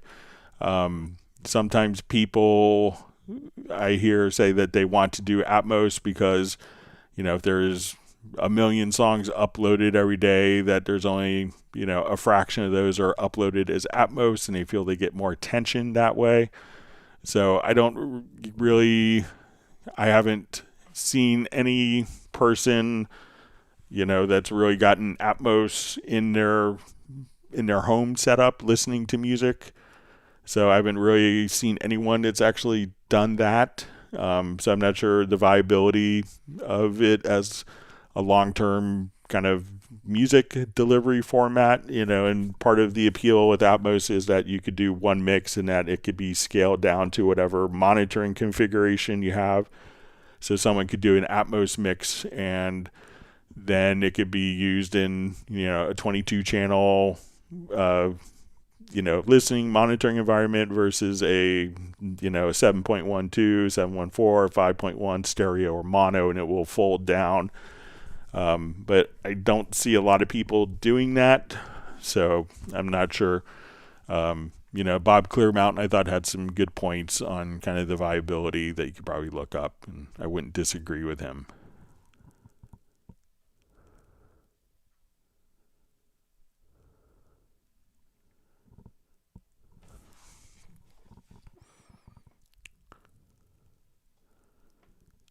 Okay.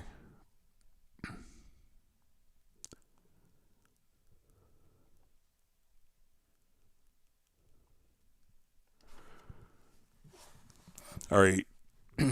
So we see Jeff Zabelski ask, how does Dorco distinguish beats in Dorco in 5/4 time? where Prokofiev uses a 1 1 1 1 and a 3+4+3 eighth note pattern for tying note bars appropriately to the eighth note patterns. All right, so Dorico can do so. There's different options in Dorico, so we'll open it up real quick.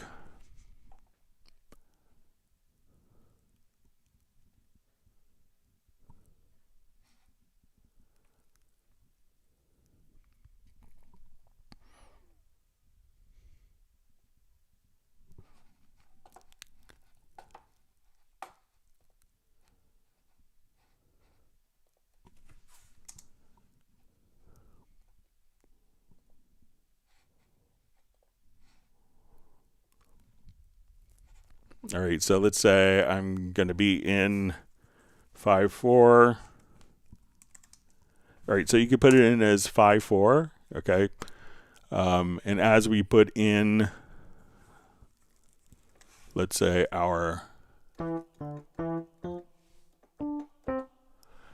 we could do it like that. Now, if we want to also, let's say if we go to our meter pop over, we could say, just say Shift M, we could do 3 plus 2 over 4.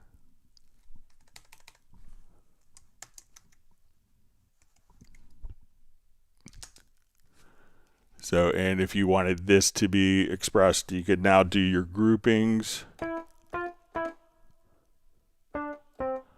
So you could, do set different pulses, and this could be, if you're doing, let's say 7, 8. So let's put in.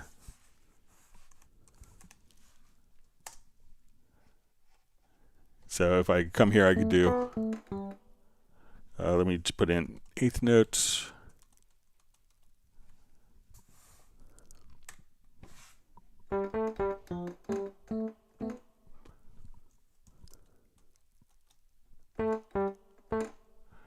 All right, but let's say, so we could do kind of like that, but now if we want to put in the meter, 5 plus 2 over 8.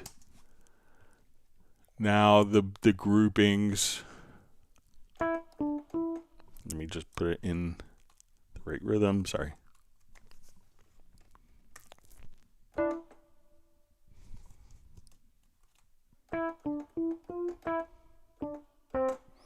So now you could have the beamings kind of set like this, and you could also have that displayed to 7/8, but you could set the groupings kind of in the note pop over. So if you want it to now come over and say, I want 1 plus 3 plus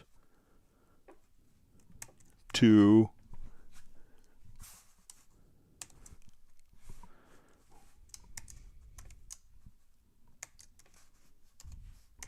So if I wanted that for my beamings,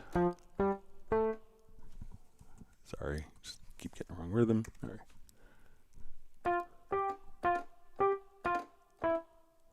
So we could set up kind of beamings like that in Dorico. So it's like super smart with all that. It's a smart, incredibly smart program. That's why it's been so successful. All right. So you could try those things, Jeff. All right, we see, looks like we have Michael Pierce sharing soup recipes. Real Raven says, wow, fantastic, you did it. You're a genius, Greg. Sorry, it took a while. Yeah, it says, pity it doesn't work in the channels themselves. It always selects the others. So I think, yeah, once you can select multiple events and then apply the quick link, that does the trick.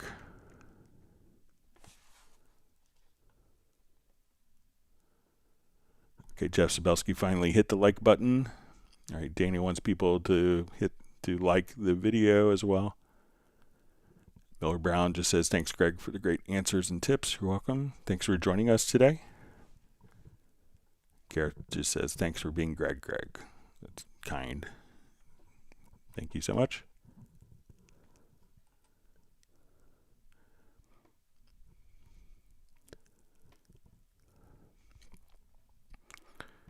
right.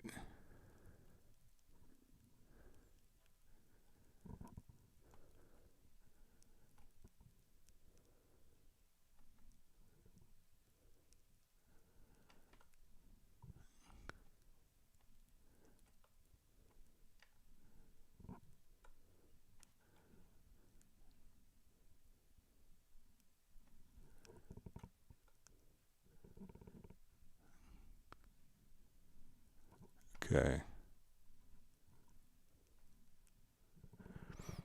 So Jeff Sabelski just says Dorco does seem a little clunky compared to Cubase, but it is doing a lot. So, it's a different workflow, and I think for, someone approaching doing notation from like a blank staff, that Dorco is a great workflow for that. And if you wanted to do more of a sequencing approach, Cubase is is a perfect solution for that. And we realize that there are two completely different but equally viable ways of working, and that's why we offer at Steinberg two different solutions.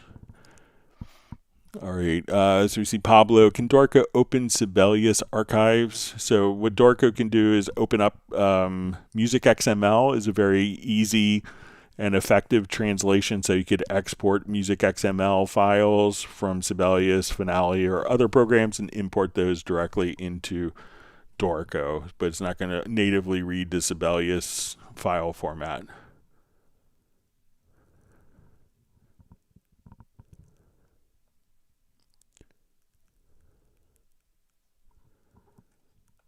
All right. So I think we're out of questions again. Let's see if there's any more that sneak in. Thanks for all the great questions. Again, you could email questions to clubcubase@steinberg.de. Look forward to seeing, again, we do these live streams on Tuesdays and Fridays at 1 p.m. U.S. Eastern Time. And we'll also be doing our Zoom social on Friday, starting at 3 p.m. U.S. Eastern Time, so about 2 hours into it. And we'll see if there's any other questions that kind of pop in. We'll give it our 30 seconds or so. But thanks for, again, spending your time learning more about Steinberg products.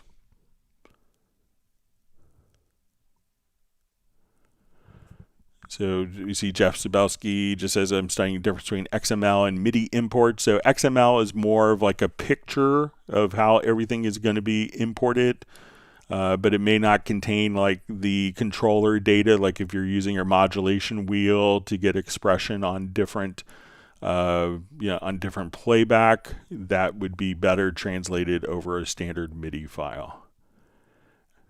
All right, so we see Jay from Secret Studios has made it. He says he's late, but he loves all of us. So you just had to hit the like button, Jay. All right, we'll see if there's any other quick questions. If not, we'll wrap up.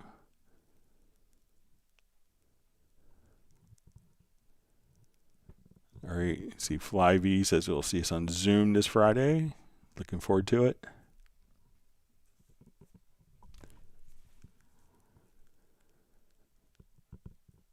All right, so it looks like we are out of questions. Thanks again, everyone. So we had 1,184 people pop in during the live stream.